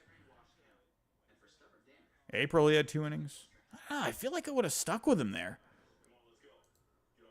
And I know Solano's got the good splits, but I don't know, man. I feel like just he's pitching great. Lean on Vesia. But I don't know. I mean, you know, he got the bases empty, but I'm looking not at right now. I'm looking at, you know, building that bridge to get to the end of the game. You know, to get to Kopech at the end. You know, you're bringing in Phillips here. You know Phillips can shut it down. You know, let's pull up Evan Phillips here, looking at the numbers. You know, solid year. ERA at a 3.62. FIP a little bit lower at 3.28. Good strikeout to walk ratio. Solid year here for Evan Phillips. You got to wonder, though, he's coming into the 6th inning. I mean, how many times has he gone multiple innings? He's a 1-inning guy. This is strange. I don't know if I like the move. Yeah, Venny probably just playing the righty-righty matchup. I feel like, I don't know, maybe I'm wrong, but, I mean, you know Phillips, he'll get the 7th. So, you know, Kopech's going to get the 8th, or the 9th, sorry, but who's going to get the 8th? But, looking at the Dodgers bullpen. So I would think probably Trinan gets the 8th at this point. So, yeah, they're going to give Phillips, get the out here, give him the 7th. Trinan gets the 8th, and then Kopech gets the 9th. But in my opinion, I just say you ride Vesia a little longer. I don't know. I just feel like with him, man, you maybe even could have thrown him into the 7th a little bit. You know, if you're looking at the lineup here, you could have had Vesia. I mean, honestly, like you could have had Vesia even go up against Higashioka, and then you have the lefty-lefty matchup against the Rise to start off the next inning, and then you could have brought in Phillips against Tatis, and there's a big strikeout there. I don't know. I feel like that's what I would have done. Would have kept Vesia here. I mean, Higashioka has been hitting pretty well, so. Yeah, that is true, Mr. Botman. You might need Vesia for tomorrow. I just feel like every out is so important at this point, and you want to just try and get as many out of each guy as you can, right?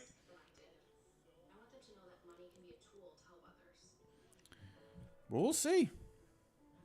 I mean, right now, that's what the plan's looking like here. So you'll see Phillips out for the 7th, Trinan for the 8th, Kopech for the 9th. There is also Daniel Hudson. I don't think they would go to him right now. You know? Anyway. Yeah, got Kyle top of the lineup in the 7th for the Padres. Yeah. So, either way, a good outing here for Vesia. So far, this bullpen has been doing a great job. Yeah, I don't know. I wonder, could this end up being a point where you look back in the game and you think, man, could we have maybe squeezed a little bit more out of Vesia? But you got to look at, yeah, he'll be there for tomorrow too now. In the end, they just got to come up with it. Right now, the Dodgers, it's their game to lose. Their game to lose right now.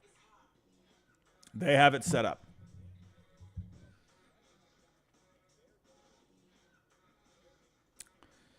This is Bailey. Maybe he'll ride Phillips. He's been more of like a one-inning guy. We'll see.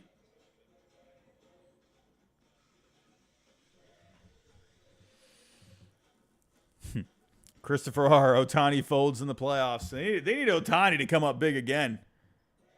Got Jason Adam and Otani. They need. I think for the Dodgers, man, with this Padres team, the tenacity of this team, you want to get as many insurance runs as you can, in my opinion. I'm not comfortable with 2. Well, we saw the Brewers up, 2 runs the other night. Pete Alonso, the polar bear, coming in, getting the job done. So if you get a couple base runners on, anything can happen. CRaz951, how you doing, my friend? Hello. JMCG, as a Padres fan, I'm tired of Dylan Cease. The dude sucks. You would have liked a little bit more out of Cease. That's a guy, no matter which way you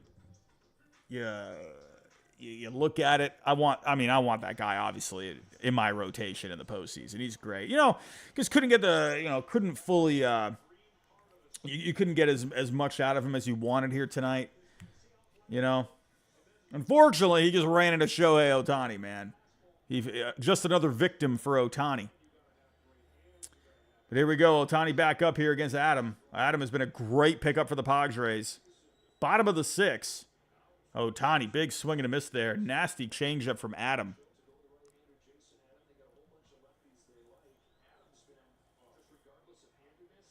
I mean, look at these numbers here. Over 70 innings. ERA under a 2.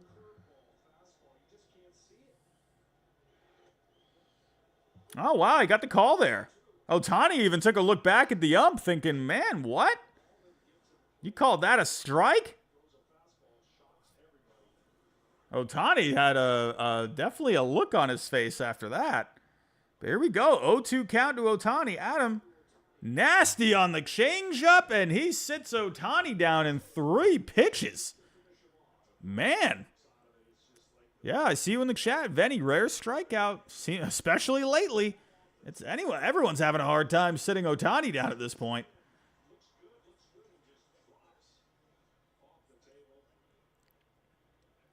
Christopher R. told you my narrative is right.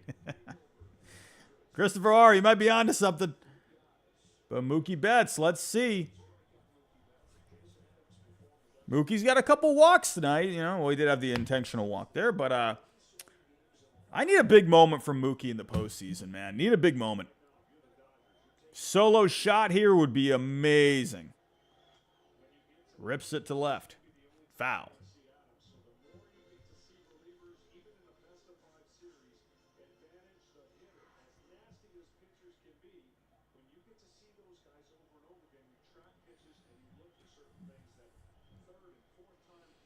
Yeah, the umpire has missed I would say, couple of calls here tonight. He's definitely not a great strike zone tonight, I would say. Nando 390. I see you in the chat. Why, Foop, you got a great point. Why is Mookie always behind in the count? I don't know, man. Trent, Padres going to win. Sure, Dodgers got a 7-5 lead, but it's not comfy, man. It's bottom of the 6th. There's a lot of time here. Daniel, Muncy needs to hit. Yeah, I agree. Muncy has not really been doing much at all, really, here tonight. He's looked terrible. A couple of strikeouts. I mean, I'm saying that like I would do better. I mean, I absolutely would not, of course.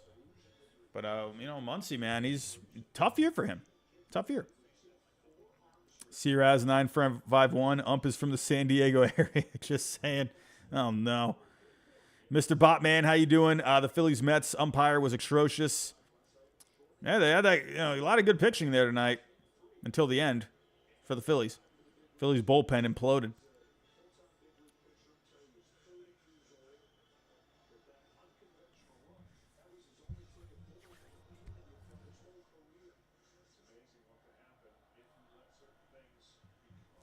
Trevor, I'd like to see CT3 get some playing time. I don't know about that. I feel like that guy hasn't been able to do anything. Mookie fouls it off.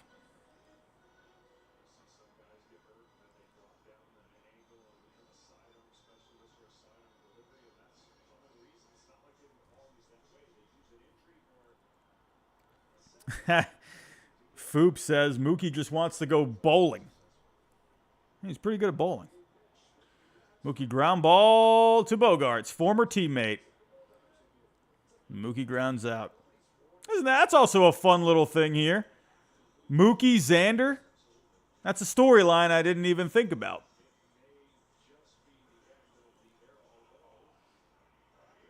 Lahided. Are you commenting from another screen on the side? Are you commenting from another screen on the side? Well, I got my TV. I'm watching the TV. But yeah. King Schaff. I think the Padres come back. I mean, they're definitely capable. I would not feel comfortable at all with this Padres team. Freeman here, the fastest man alive. Freddie Freeman is up. Oof. Adam is looking nasty here. Nasty changeup.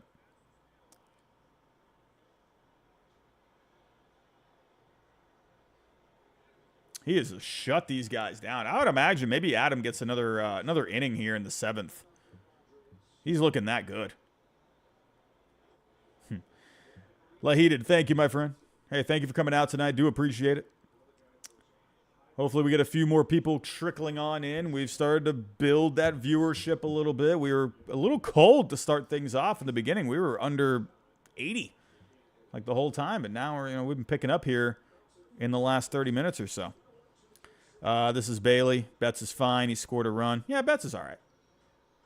He's gotten on. Brian, Freddie is Kirk Gibson with the injury. Could you imagine? I mean, really, I've seen people mention that comparison. I wonder if could you imagine Freeman has like just a moment like that?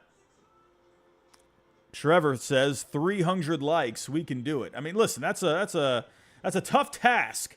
We're at 119 at this point. I don't know if we're going to get to 300 at this point. Well, actually, we got to update the... Well, no, I got 200. 200 likes is the goal tonight. So we're still trying to get to 200. If you can help us get to 200 likes, everyone, I will love you forever. But let's see.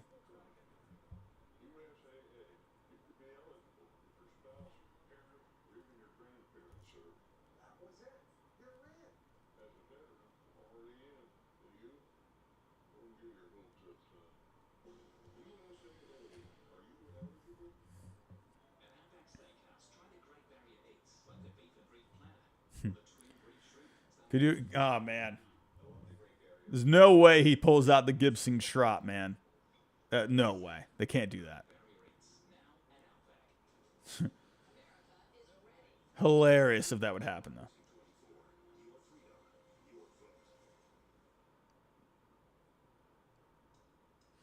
Man, oh, man.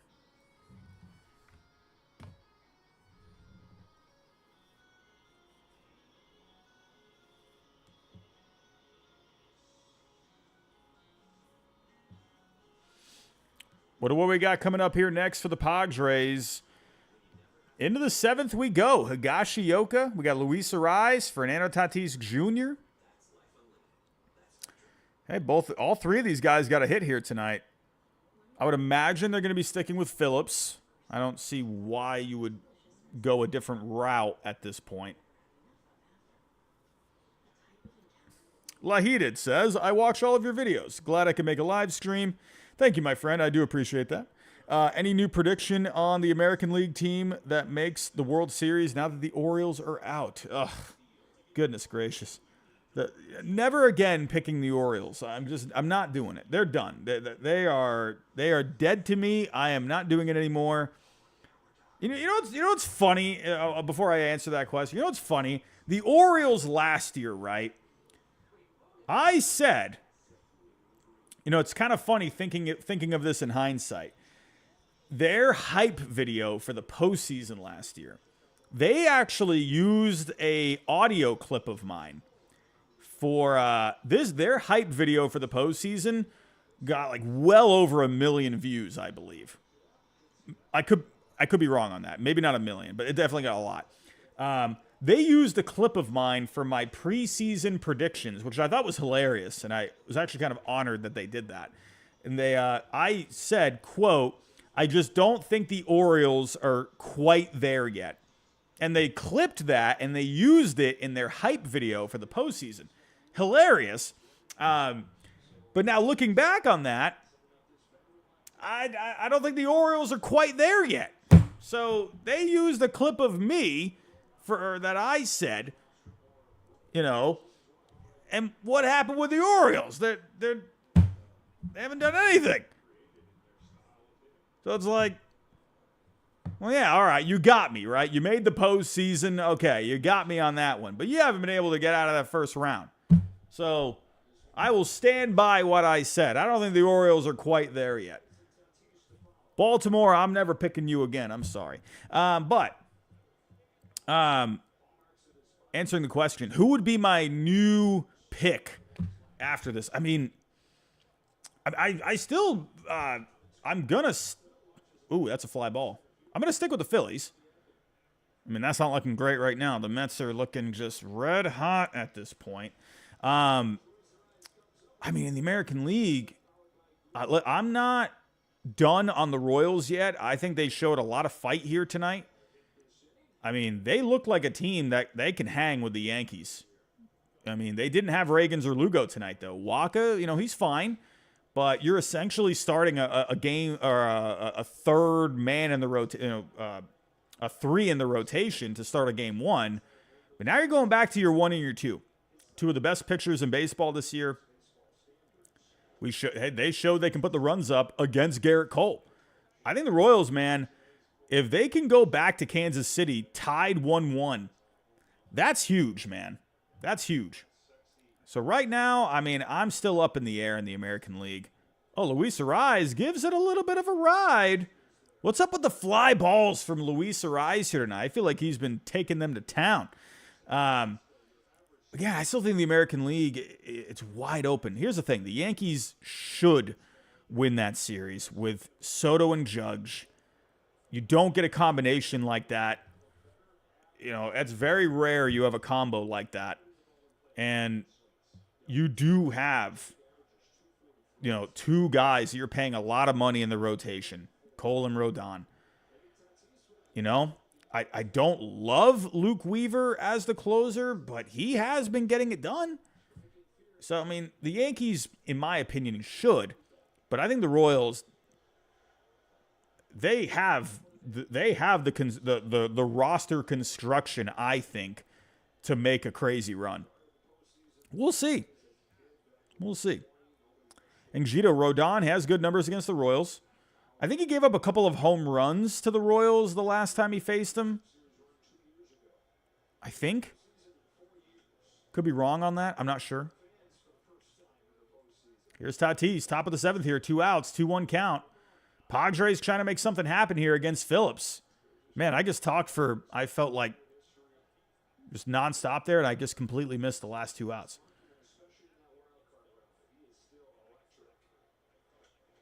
Tatis pops it up to right. Mookie gives chase. Off the netting. Lahided says, yes, I hope the Royals win, and I'm not even a Royals fan. Something about the Royals, man. Again, they're not a sexy team by any means. The Yankees, I think, in the American League, they got that. But the Royals just have a team that's ready for the postseason. It's a boring team, in my opinion, but it's a team that I think is set up to win postseason games. They got Banda warming up. Tatis gives it a ride, but that's not doing much. That's into the glove at Edman. And Phillips gets through the seventh rather tidy. And here we go. Bottom of the seventh we go. Dodgers looking to add on some insurance. Everyone hit the like button for me. Hit the like button. That would be amazing if you can hit that like button for me.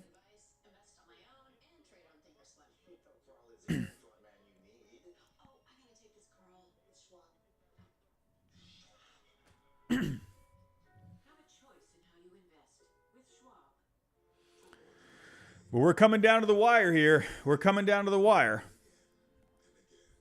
Nando 390, Kopech might come in for a 4 or 5 out save. We have been seeing that so far in the early going of the postseason.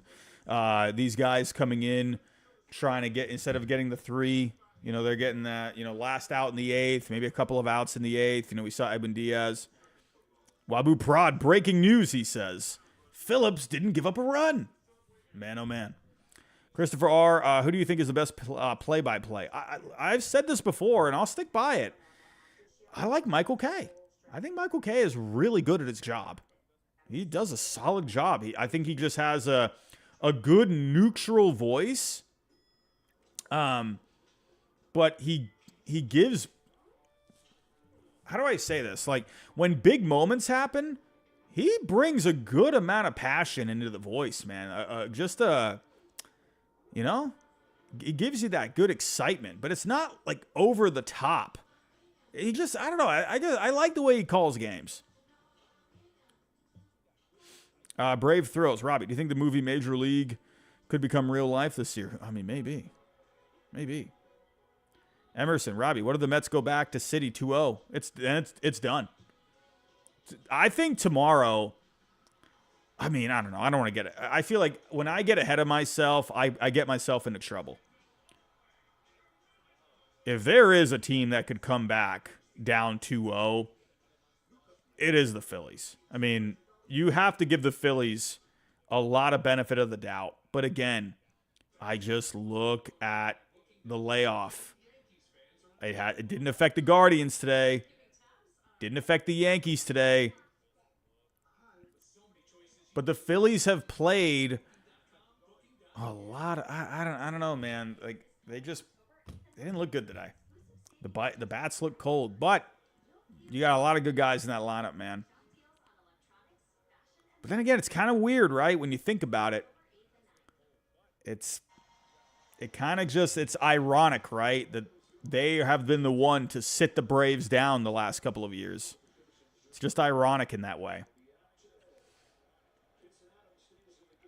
Daniel Means, Adames will be a Dodger. I'm leaning. I kind of want to say Braves for Adames, I would love that. I think they need an upgrade.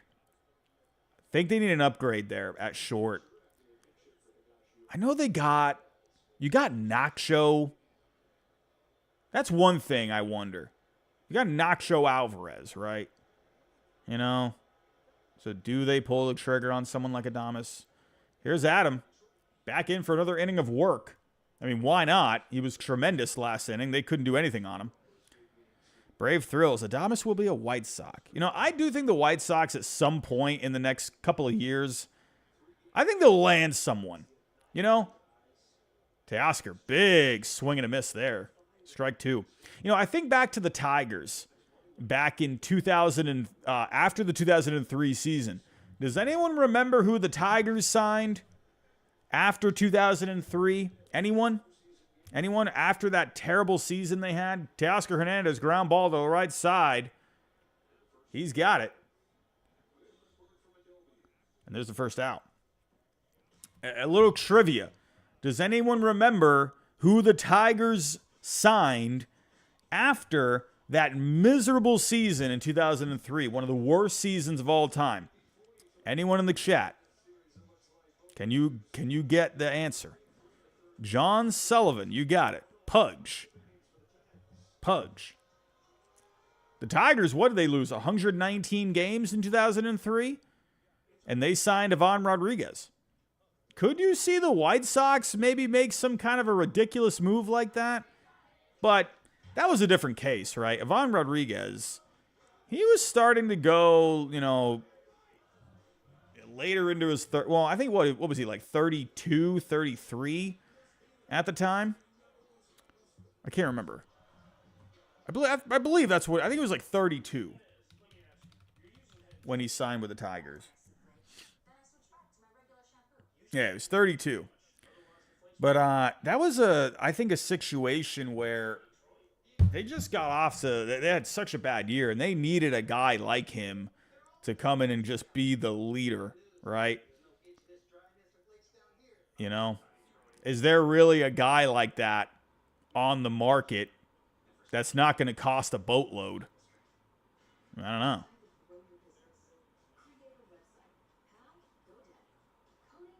Yeah, Brian 35, Pudge in 03. Very good for that Marlins team, man. Very good. Nando 390, Posey ain't convincing any other free agent to go to Gotham City after Farm destroyed the franchise. Ugh. I'm interested with the Giants. You know? I wonder if players look at that and be like, oh, man, Buster Posey? Oh, man. You know? I mean, we all love Buster Posey. You know what I mean?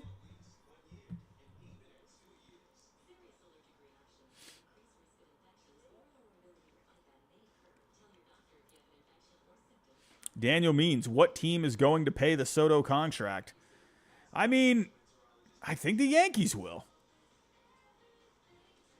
I'll say this, that what could add an interesting wrinkle. Let's say the Mets make it to the World Series. And let's say the Yankees get bounced by the Royals. Will that make a difference? Will it? I don't know, maybe.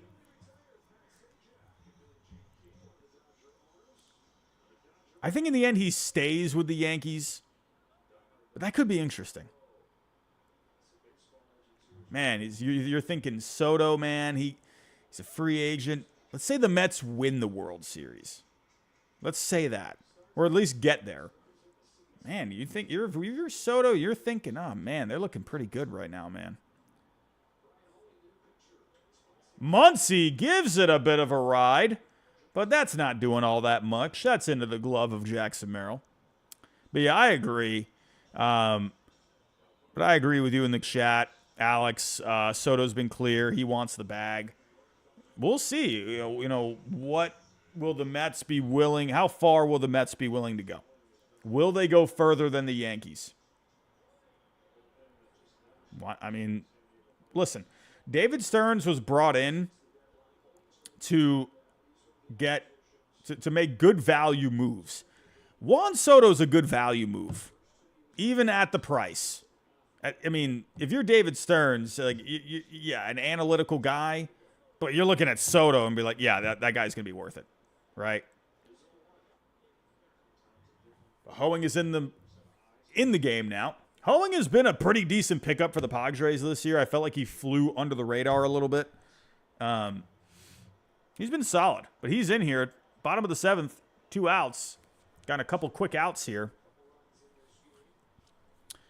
Wabu Padres are staying by where I live. Saw their buses twice. So that's cool.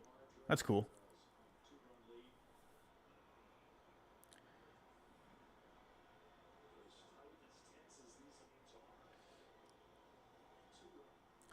Three-one count here to Will Smith. Can he take advantage of a hitter's count?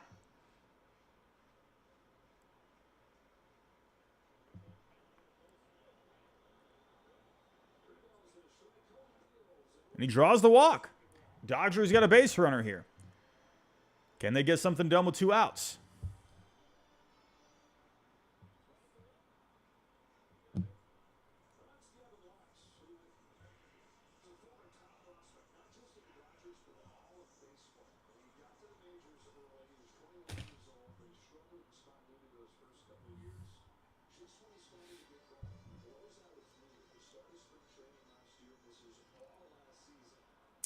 Daniel Means, you think Alonso to the Astros?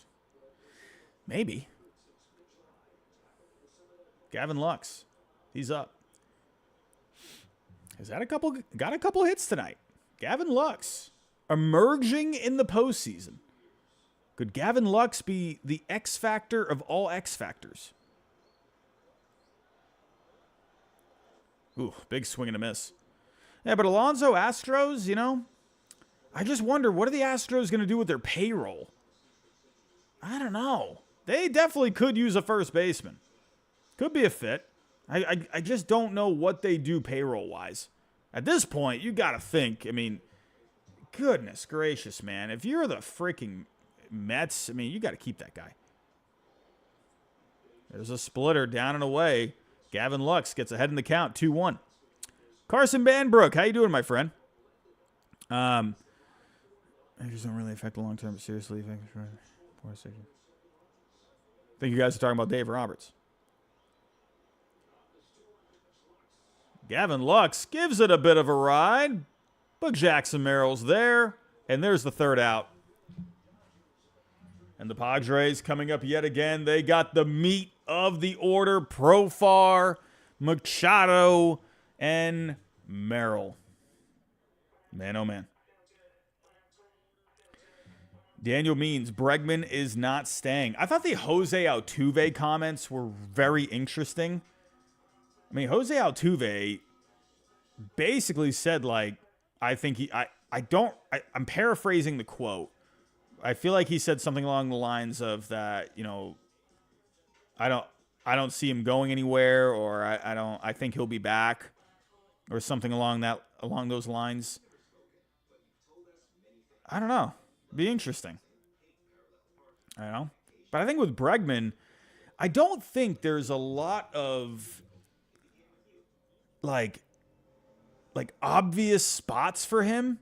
And here's what I mean by that. Like, Bregman, he's solid, but I just wonder how far teams would be willing to go for him. You know, he's not like this superstar bat like he was back in 2019. I don't know. I feel like Bregman could be one of those guys that it takes him a while to sign. I think the Tigers could be a fun fit, but they got a lot of young infielders there. I think it would be good for them to have a good veteran like that on the team. The Cubs, they got Paredes. I mean, my Red Sox have been brought up with Bregman, but I don't know. Is now the time to move Devers to the DH spot? Or can you maybe get a couple more years out of Devers at third base?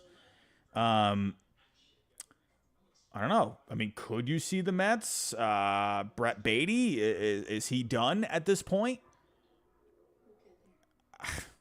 I don't know. I mean, I've seen people bring up the Mariners for Bregman. I don't know. I just don't think there's a lot. Like the Yankees, I've seen brought up for Bregman, but I don't think the Yankees are going to be looking at Bregman. I think they're going to be all focused on Soto. I don't know. I just don't think there's a lot of obvious landing spots for Bregman. So could he just end up finding his way back to Houston? I don't know. I mean, he put out a tweet. He said, "Thank you, Houston." I mean, that could mean a lot of things. I think that still could leave open the possibility of him returning there. He could still say, "Thank you, Houston." Like, hey, thank you for all the support this year, right? I don't think that necessarily means like, oh, thank you, I'm gone, you know? So I think you could see a situation where he winds back with the Astros, right? I just wonder how far teams would be willing to go. We'll see. Emerson, Robbie Burns are free to the Mets. I think Burns could be interesting, you know?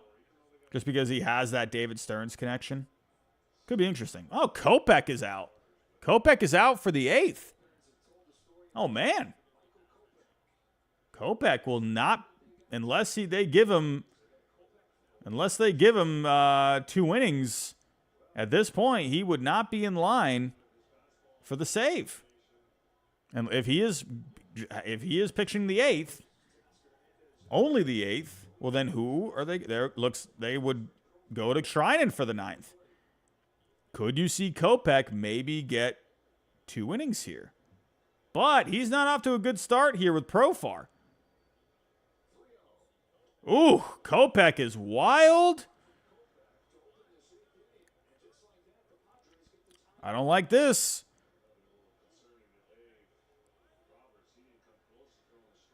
I feel like this is not good.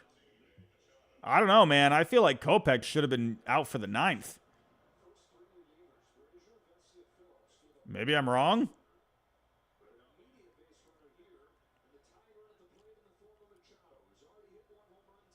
It's kind of one of those things, man. Kopech, that man, it's one of those things, like, some guys are just built to pitch the end of a game. Kopech is literally that guy, in my opinion. I have said this about Kopech for years. That guy needs to just be a closer. With the White Sox this year, sure. Right? I mean, whatever. He's on a bad White Sox team. Kopech is a guy that runs on adrenaline to me. I think coming out in the 8th was a bad move. He's been lights out at the end of games for the Dodgers.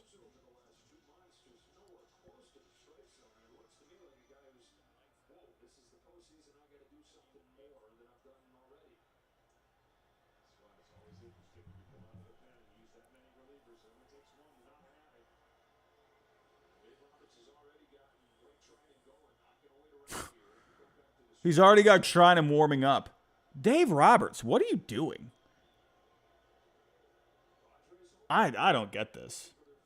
I was shocked when I saw Kopech pop up on the screen. I mean, listen, maybe we're getting ahead of ourselves here. Let's pump the brakes a little bit. Maybe, but right now, I'm not liking this move very much. But here we go. He's got a tough task here at the meat of the order. Maybe he thought meat of the order. Maybe he wants Michael Kopech for the big boys. I could see that thinking behind it. This is, you're looking at this part of the lineup and you're thinking, okay, we got to get by this. Maybe I want my best guy for this.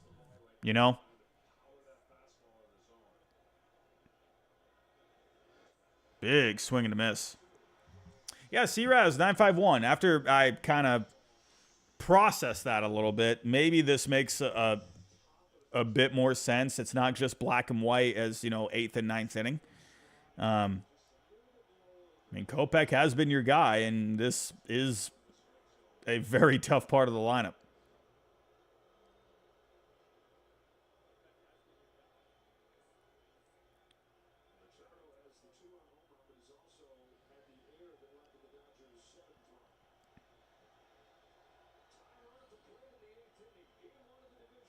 Two count here to Machado. Kopech in a big spot. Big fastball. 99 miles an hour. Kopech, he's always had the explosive fastball.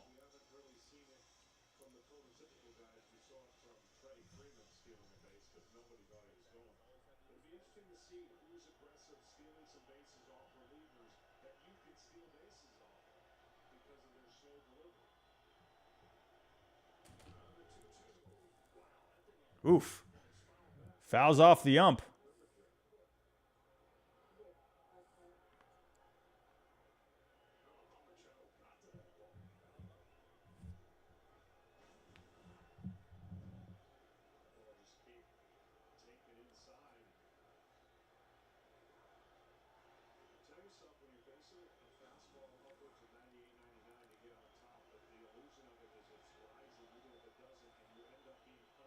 Two count here. Big spot.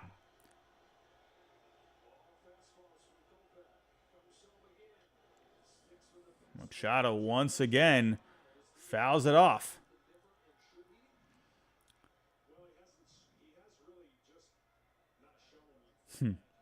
Look at all those fastballs, man. I mean, Kopech talked about this. Was he on foul territory? I think he said, hey, man, I got my fastball. It's a good fastball. Here we go. Oh, nasty. Whew. Nasty fastball on the corner. Gets the big strikeout. Man. That's nasty. 99 on the corner. Here we go. Now, I think Dodgers fans are breathing a little easier now. That was big. He's got Jackson Merrill here. Big matchup. Dude, don't even... Okay. All right. He threw a cutter to Machado first, and then he went fastballs the rest of the way. So let's see if he goes fastballs the rest of the way here. Carson Banbrook still not breathing. I'm sorry. Carson, please take some breaths. Ooh, there's another cutter. His cutter almost looks like a slider. There's a lot of movement on that cutter to where it doesn't even look like a cutter. Jeez. I feel like you see sliders out there that break that much.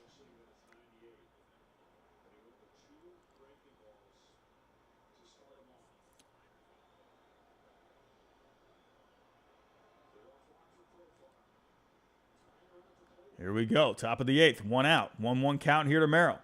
Trying to get something done. Kopech comes set. Big fastball. Fouls it back. 98. On the outside part of the plate.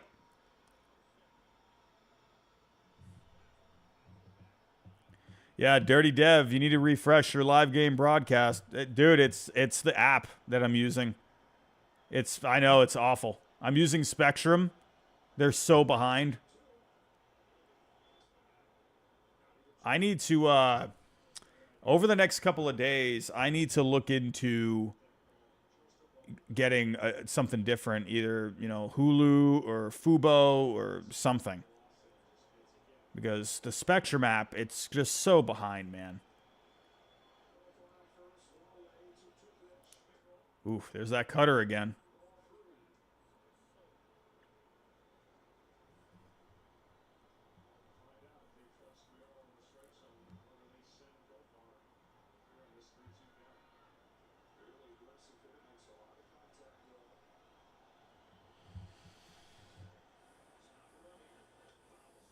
Oof.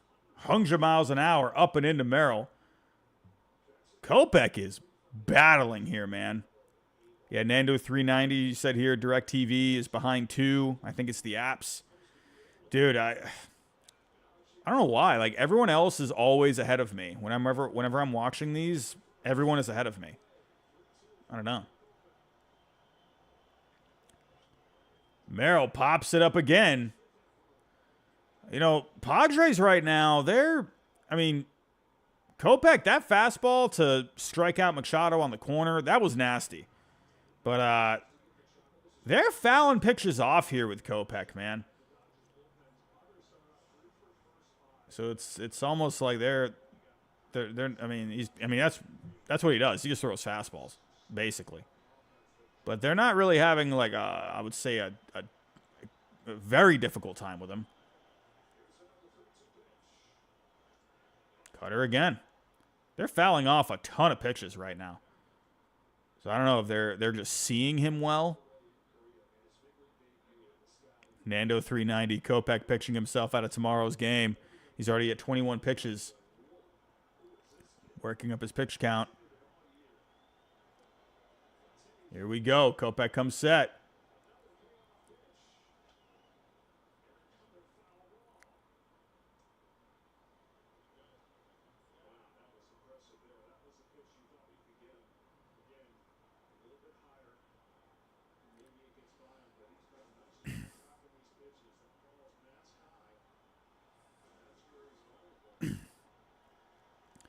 Three-two count to Merrill. Got a battle here. And Kopech loses him. There's ball 4. And the Padres got on a couple of runners. One swing of the bat could change the entire game. Dave Roberts is making the move.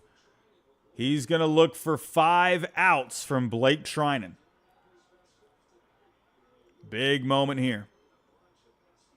Venny, yeah, this is on Roberts. He should have started the inning with Treinen.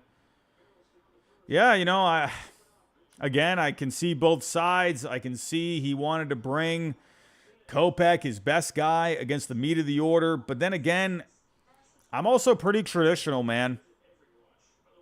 You got your 8th inning guy. You got your 9th inning guy. Roles are so important, in my opinion. And you know when you're going to pitch. You know? Again, I understand, but it's almost like, I don't know, it's the mental part of it, Nando 390, Treinen gives up meatballs a lot. We'll take a look at Treinen's stats here in just a second. Caden, hey, Robbie, who's going to close tonight for the Dodgers? It looks like it's going to be Treinen here. They're going to ask for 5 outs from Treinen. I mean, he has been pitching great as of late, but that's another reason why couldn't you have brought in Treinen in this spot? He's been pitching great. ERA, below a 2. FIP is a little higher at 3.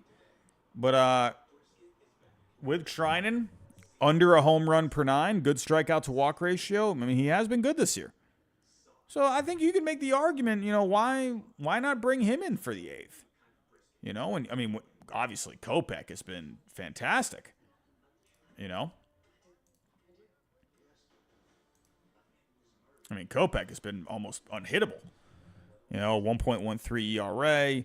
The problem with Kopech, though, that you have to always think about with him are the walks, right? He does have a pretty high walk rate. This year, minus the small sample in 2018, the 3.75 walk rate per 9 with the Dodgers, that's the lowest since 2021. Since then, he's just been all over the place. But even this year, it was high at 4.95. So, I don't know, man. I think you can make an argument for both, right? Trinan for the 8th. Kopech. I don't know. I'm a roll guy for the bullpen. That's just how I've always been. I've always been that way.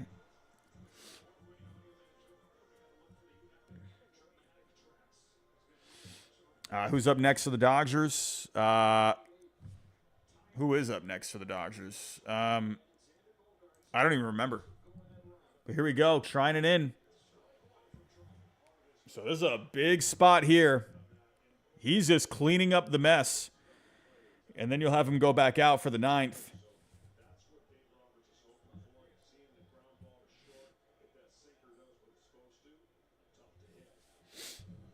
Ooh, big swing and a miss from Bogarts.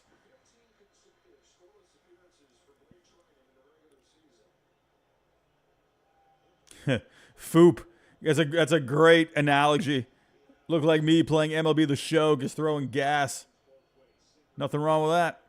C-Raz 951, Kershaw is cooked. Yeah, Kershaw, man, done. I just wonder about Kershaw at this point. Trying an up and in, 95. Backs off Bogarts a little bit, but a 1-2 count. But yeah, man, Kershaw. Yeah, I just wonder at this point, what does he even have left?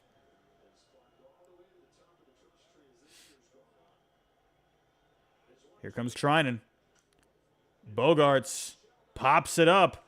That could... Oh, what a play from Rojas. That is why you have Miguel Rojas on your team. That is massive what he just did. Wow. Defense is so important, everyone. So important.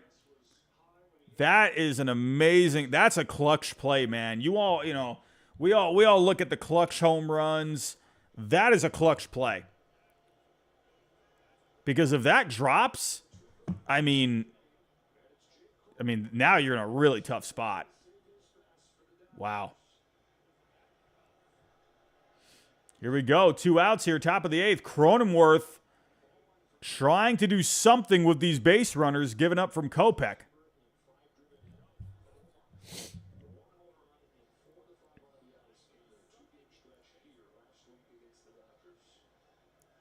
Big spot here, top of the 8th, 2 outs. Trinan brought in after Kopech couldn't get the job done. He got the strikeout with Machado, but he walked a couple more.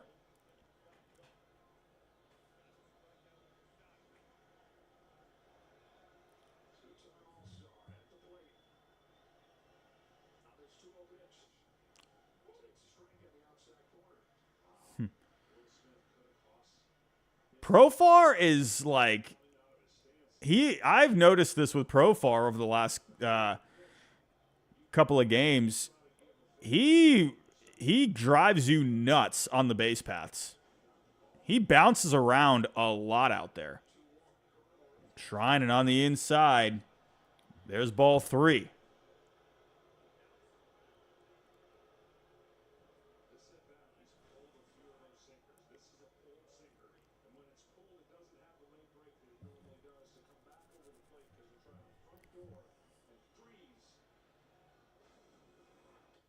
Walks him.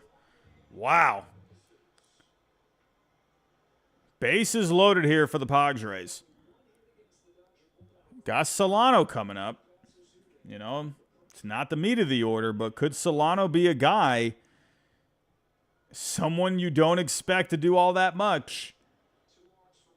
Could he be an unsung hero here? Well, let's see. Oof, nice pitch from Trinan. A sweeper that drops in.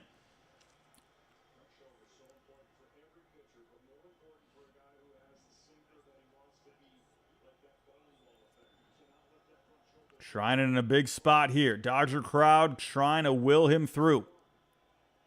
There's another sweeper. Solano pops it up. Betts gives chase. Hits the netting. 0-2 count here. Bases loaded. Padres with a golden opportunity. The Padres have done well with 2 outs tonight. Or this postseason, sorry. Dodger fans waving the blue towels. I haven't seen this much action in LA for a long time. Solano, foul ball.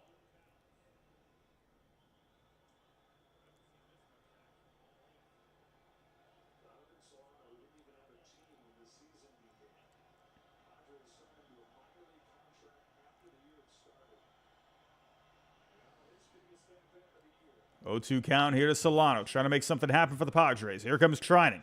Big sweeper from Trinan. And he gets through it in a clutch moment here. Big strikeout for Trinan. Wow. Dodger fans were holding their breath on that one. Good grief. But here we go. Bottom of the 8th. Dodgers looking for some insurance.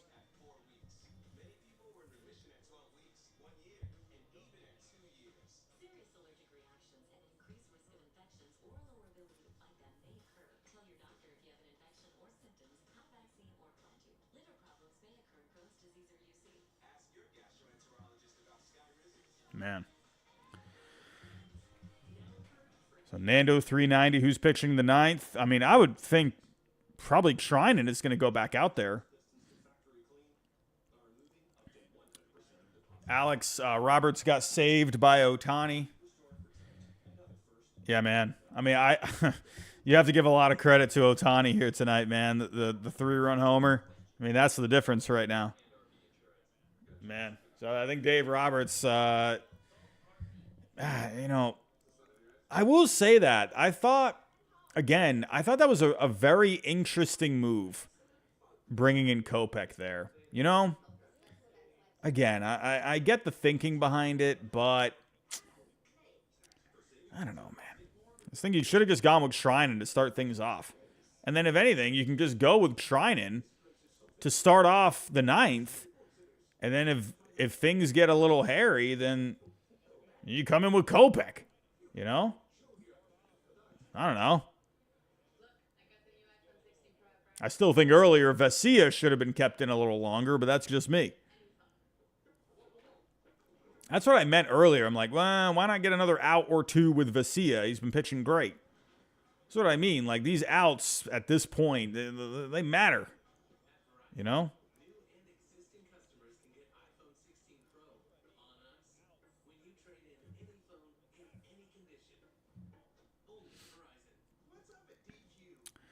What do we got going on here in the chat? Brad Button, all those walks are going to get the top of the Padres lineup up again. Yeah. So, I mean, if we look here, so you got Higashioka coming up, and then, well, no, Peralta pinch hit. Well, no, they're going to have Diaz. Right. Oh, yeah, so you have Diaz. Maybe they'll go with another pinch hitter, maybe. Then you got the top of the order. I mean, listen. This is far from over, in my opinion. Yeah, the walks were pretty rough with Kopech, in my opinion. They could end up being, you know, in hindsight, But an insurance run would be amazing for the Dodgers. I mean, if you ever need an insurance run, this would be a great moment for one. But let's see if the bottom of the order can set up the Dodgers.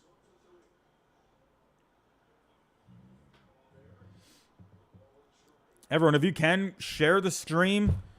You know, let's try and get some more people here for the end. I mean, it's been a pretty quiet night. Surprisingly, I figured it was going to be a bit more popping here. But, I don't know. Let's try and get some more people in here. I'd love to break 200 tonight, you know. That'd be great. Tanner Scott is in. This is the one thing about the Padres' back end of the bullpen. Their back end is great, man. And they got a guy like Hoeing who can come in and give you multiple innings. I think the Dodgers, they got more options they can turn to.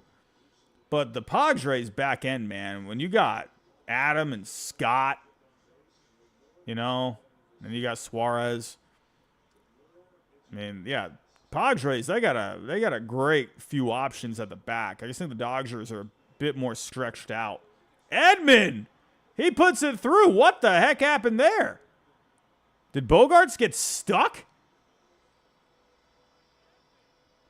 What just happened with Bogarts? Oh, it hit off his foot. I didn't even see that. I thought like Bogarts, like his cleat got stuck or something.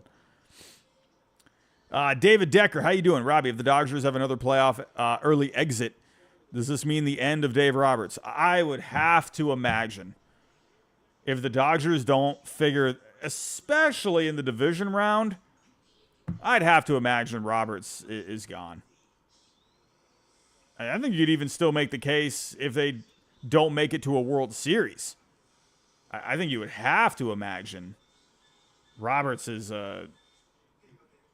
could definitely still be out. I think it's World Series. I don't know.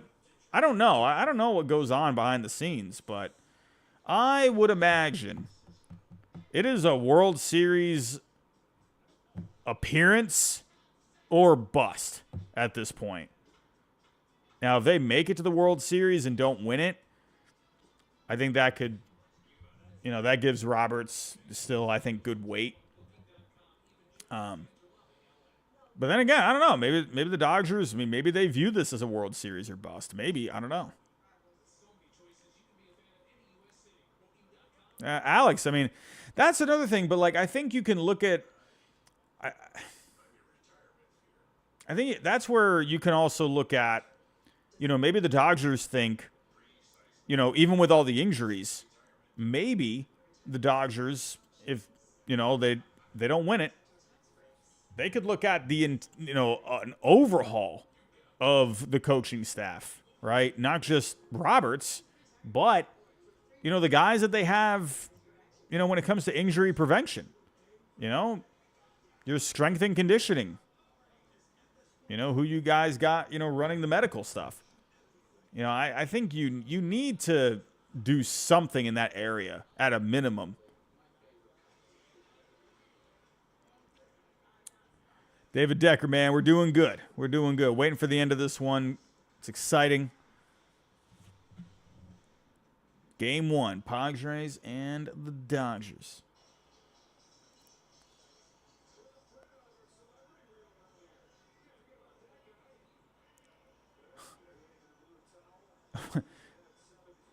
Oh my God, everyone, Billy Beane was in the stands. Why is Billy Beane in the stands for the Dodgers? Man, I think he thought, all right, hey, the A's aren't winning. I'm going to watch some Dodgers.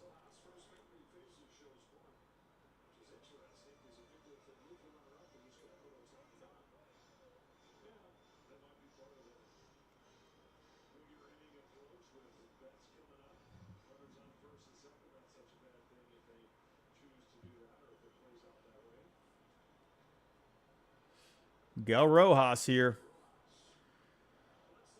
Oh, Rojas. Oh, that's unfortunate. That's unfortunate.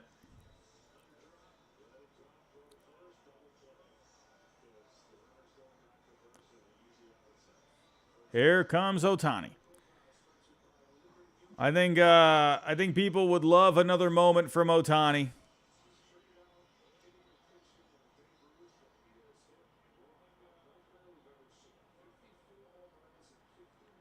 Julian 35-50, another Shohei homer. I'm calling it. Here we go, another big moment. Shohei Otani. If there's one man that can give you some insurance with one swing, it is this man. The MVP chants are rocking. Tanner Scott, Shohei Otani. Tommy Edman tried moving to second, nothing happening.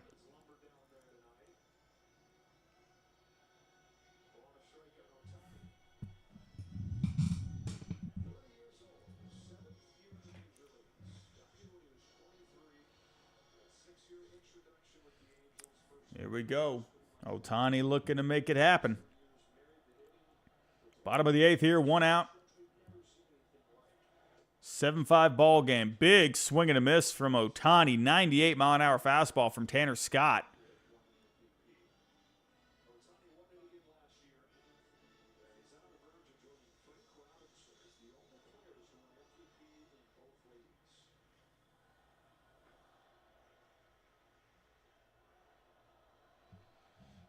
Here we go. 1-2 to Otani. 100 miles an hour from Tanner Scott. He gave everything he had in that one. Otani fouls it.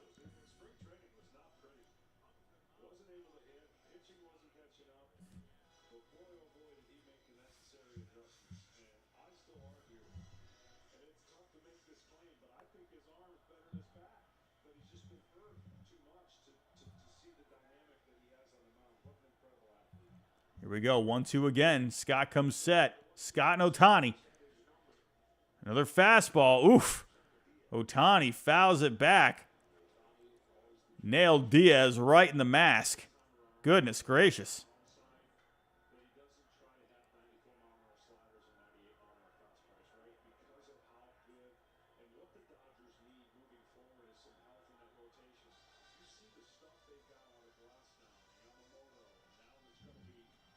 Nando 390, you definitely read about that. Scott is just emptying the tank.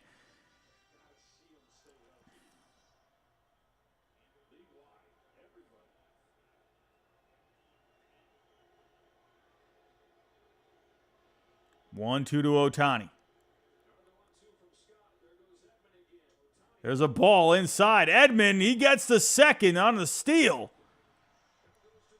And Edman is in scoring position, which is huge with Otani at the plate.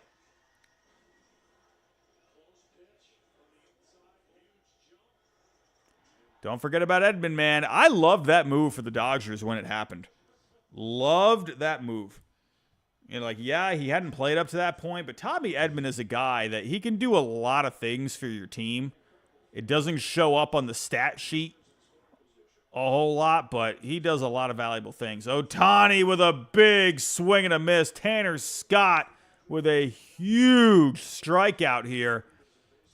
And the Dodgers are down to 2 outs here in the bottom of the 8th. Mookie Betts is coming up here.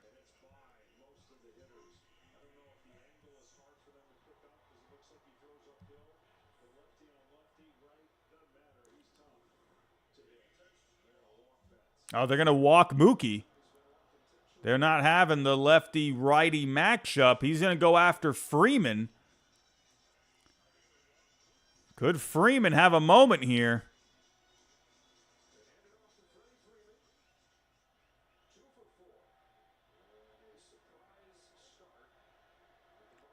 They're chanting Freddie.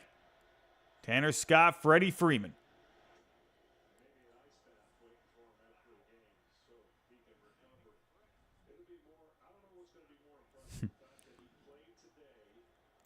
Nando 390, Mookie gonna podcast with Machado tonight.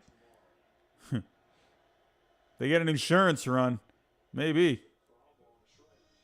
Mookie might go get set up rather quick.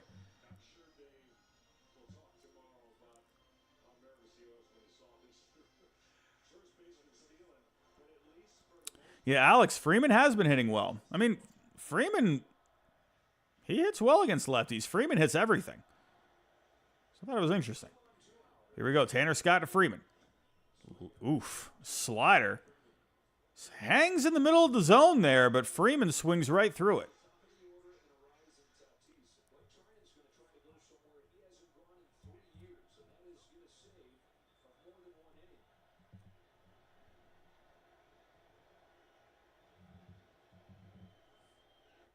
Scott loses that one. Elias Diaz, oh man. Diaz rolling around out there, trying to just block that one in the dirt. Goodness gracious.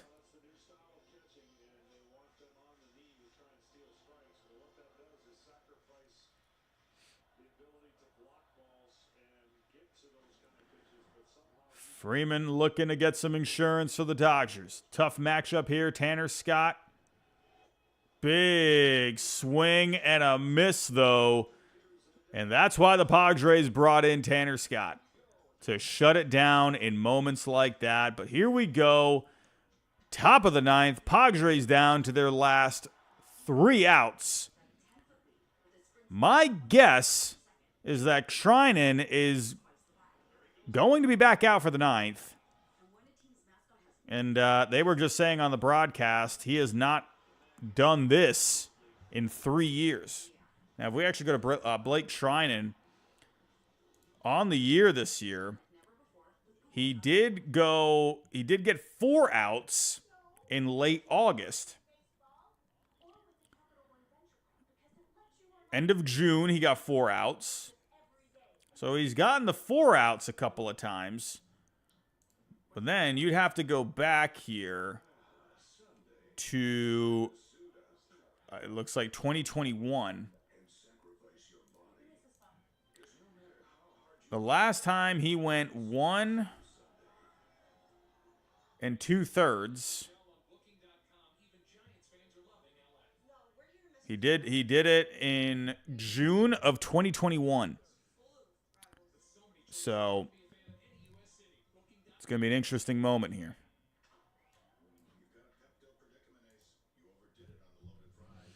SG27, how you doing, my friend? Wabu Prod, I think Treinen goes 1. Banda goes the last 2. Could be interesting. We'll see. Carson Bambrook, Tatis sucks versus lefties. Banda should be in for that. Yeah. I mean, you know Dave Roberts, he likes going with those matchups. We'll see. I think he'll have Banda ready at least. You know, if we're looking at Tatis.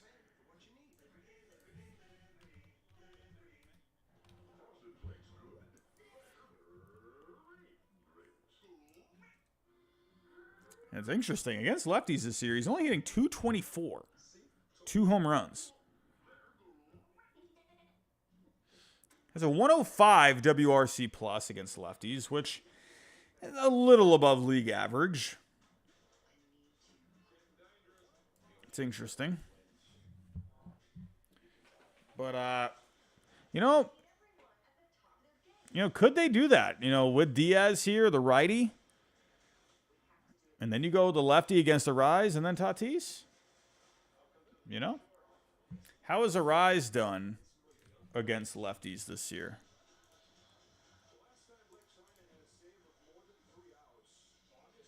I mean, Arise has done worse against lefties. He still, has a decent batting average against them. If you're looking at some of the advanced numbers here, an 84 WRC plus. I mean, could you maybe see him make that move? Could be interesting. But could you see here where Roberts, he just kind of sticks to a traditional method here, and he just keeps trying it in. Drops in a sinker. First strike. But here we go, everyone. We are at the end of the game. If you can share this out for people to come on in to react to the end of this game, that would be amazing. Diaz fouls it back.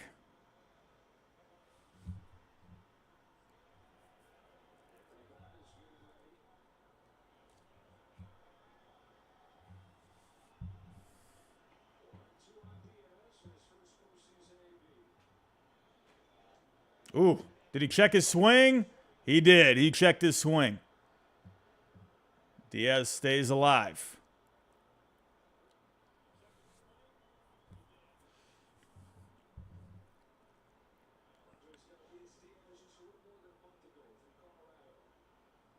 Two count here. Treinen throws a sweeper, fouled. Yeah, I saw the replay too. It looked a little, probably should have been a strikeout. Here we go. 2-2 count here to Diaz. Treinen trying to get the first out here in the top of the ninth. Dodgers up 7-5. Big swing and a miss. Treinen with the first out. Strikes out Diaz. Will Roberts go with the lefty-lefty matchup, or is he going to stick with Treinen here? SG27, Robbie, this game would be tied at 5 right now if it wasn't for the ball that got away and the Manny Machado error. That was bad, man. The Machado error, that was rough. I'm still pretty shocked about that. But here we go.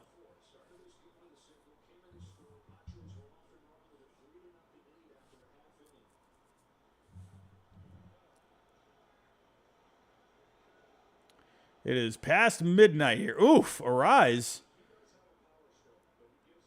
backs up a little bit. That came up and in. 2-0 count here to Arise. Dodgers are 2 outs away here. Padres trying to make something happen here with their last 2 outs. Here comes Treinen. Drops in a sinker. There's a strike. 2-1 count. When I think of Treinen, I go back to that 2020 World Series. He was big in that postseason. Treinen has been a great arm for the Dodgers over the years here. He's had his injuries, sure. Here we go. Oh, that is ripped. Gavin Lux with a great play. Gavin Lux, former number 2 prospect in all of Major League Baseball, comes up big. A great defensive play. Makes the dive, and the Dodgers have 2 outs. Padres down to their last out. Here we go. Fernando Tatis Jr. Blake Treinen. Great matchup. Tatis grounds it, and that's foul. 0-1 count. Fernando Tatis Jr. He's had many moments with the Padres over the years, both good and bad, both on the field and off the field. And he's trying to do something good here on the field.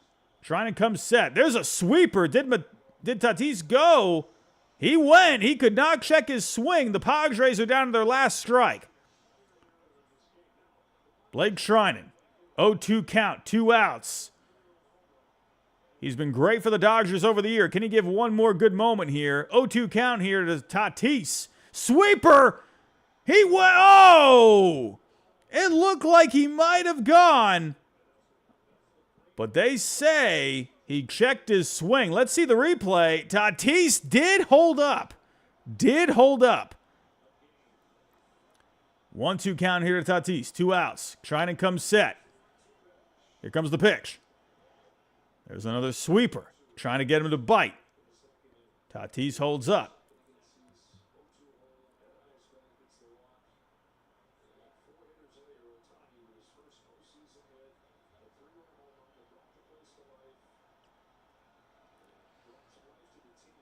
Here comes Treinen.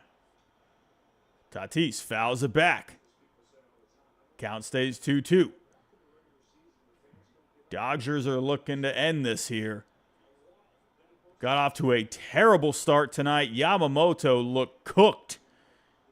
But Otani, the big homer, the Dodgers battled back thanks to some miscues from the Padres.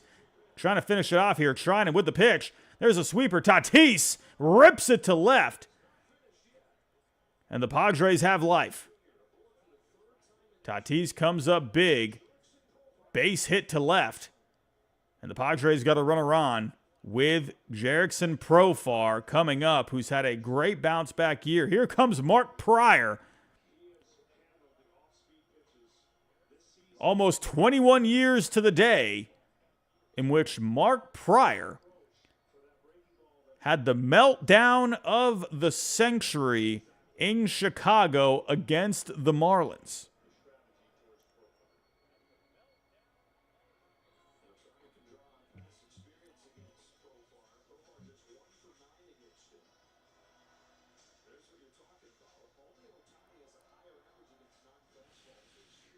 Profar has had a great year. Didn't really do all that much last year with the Rockies. He came back to San Diego at the end of the year, put up some pretty good numbers in a very small sample size. And this year, he has broken out with the best season of his career. Became an all-star. Nate the Nat is here. How you doing, my friend? How you doing? Welcome, welcome. But here we go. Blake trying to close this out. Trying to get 5 outs here, a tall task. Michael Kopech came in, struck out Machado, but walked a couple more, trying to clean up the mess. And he's trying to lock this down here. He swings through. There's strike one. Tatis moves up to second on the pitch. So the Padres got a runner at second now. Profar, again, a huge year for him. Made the All-Star team. But Treinen, he's quite good himself. Fastball up, 95, not swinging at that one. Nando 390 in the chat says, wouldn't have been great to have Kopech right now, Dave Roberts. Definitely a little tense here in L.A. Trying to come set, 1-1 count. There's a sweeper, doesn't bite, 2-1 count.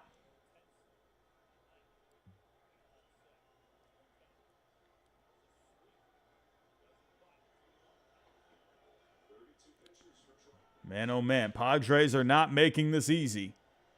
One swing could tie the game. There's a sinker inside. Profar has to dive out of the way. And it's a 3-1 count, a hitter's count. Treinen was so close.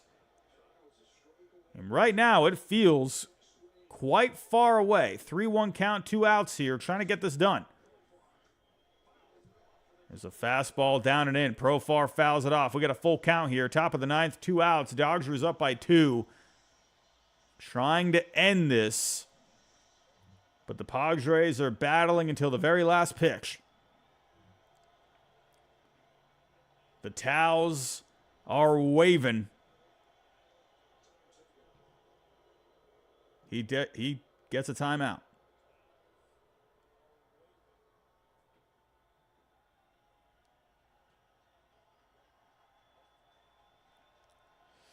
Dave Roberts is praying. Here we go. Top of the 9th. Full count, 2 outs. Here comes Treinen. Sweeper. Down and in.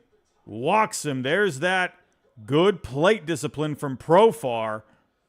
And here comes Machado.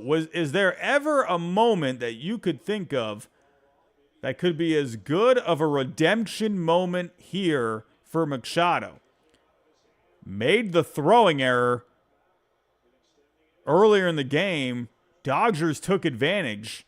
And here they are up 7-5. Machado, with one swing of the bat, could make up for how badly that inning went. Padres put in Lockridge as the pinch runner. Here comes Manny Machado. Did have the home run off Yamamoto to get things started here tonight.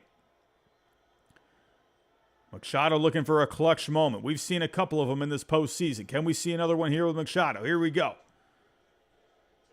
Throws a sweeper. Machado's taken. That one was pretty close, but not close enough. Carson Banbrook in the chat says Machado with one swing of the bat can end Dave Roberts' managing career. Machado's had a great season. Minus the throwing error, he's had a good game as well. Swing and a miss for Machado on the cutter. Treinen breaks out a cutter. He's gone a lot with the fastball, the sinker, and the sweeper, but he breaks out a cutter here. Could he have found the secret to ending this game? Top of the ninth, 2 outs, 1-1 to Machado. Treinen comes set. There's another cutter on the outside. Looks like Treinen, he's going with the cutter right now. 1-2 count here to Machado. Machado down to his last strike. As a Red Sox fan, I am sorry, but all I can think of right now is Machado striking out to end the 2018 World Series in Dodger Stadium. Can Machado not have that result this time? Here we go. Top of the ninth, 2 outs. And there's another swing and a miss. Machado repeats history from 2018. And the Dodgers have won Game 1. What a Game 1 here. We have gone final. Treinen with a big strikeout.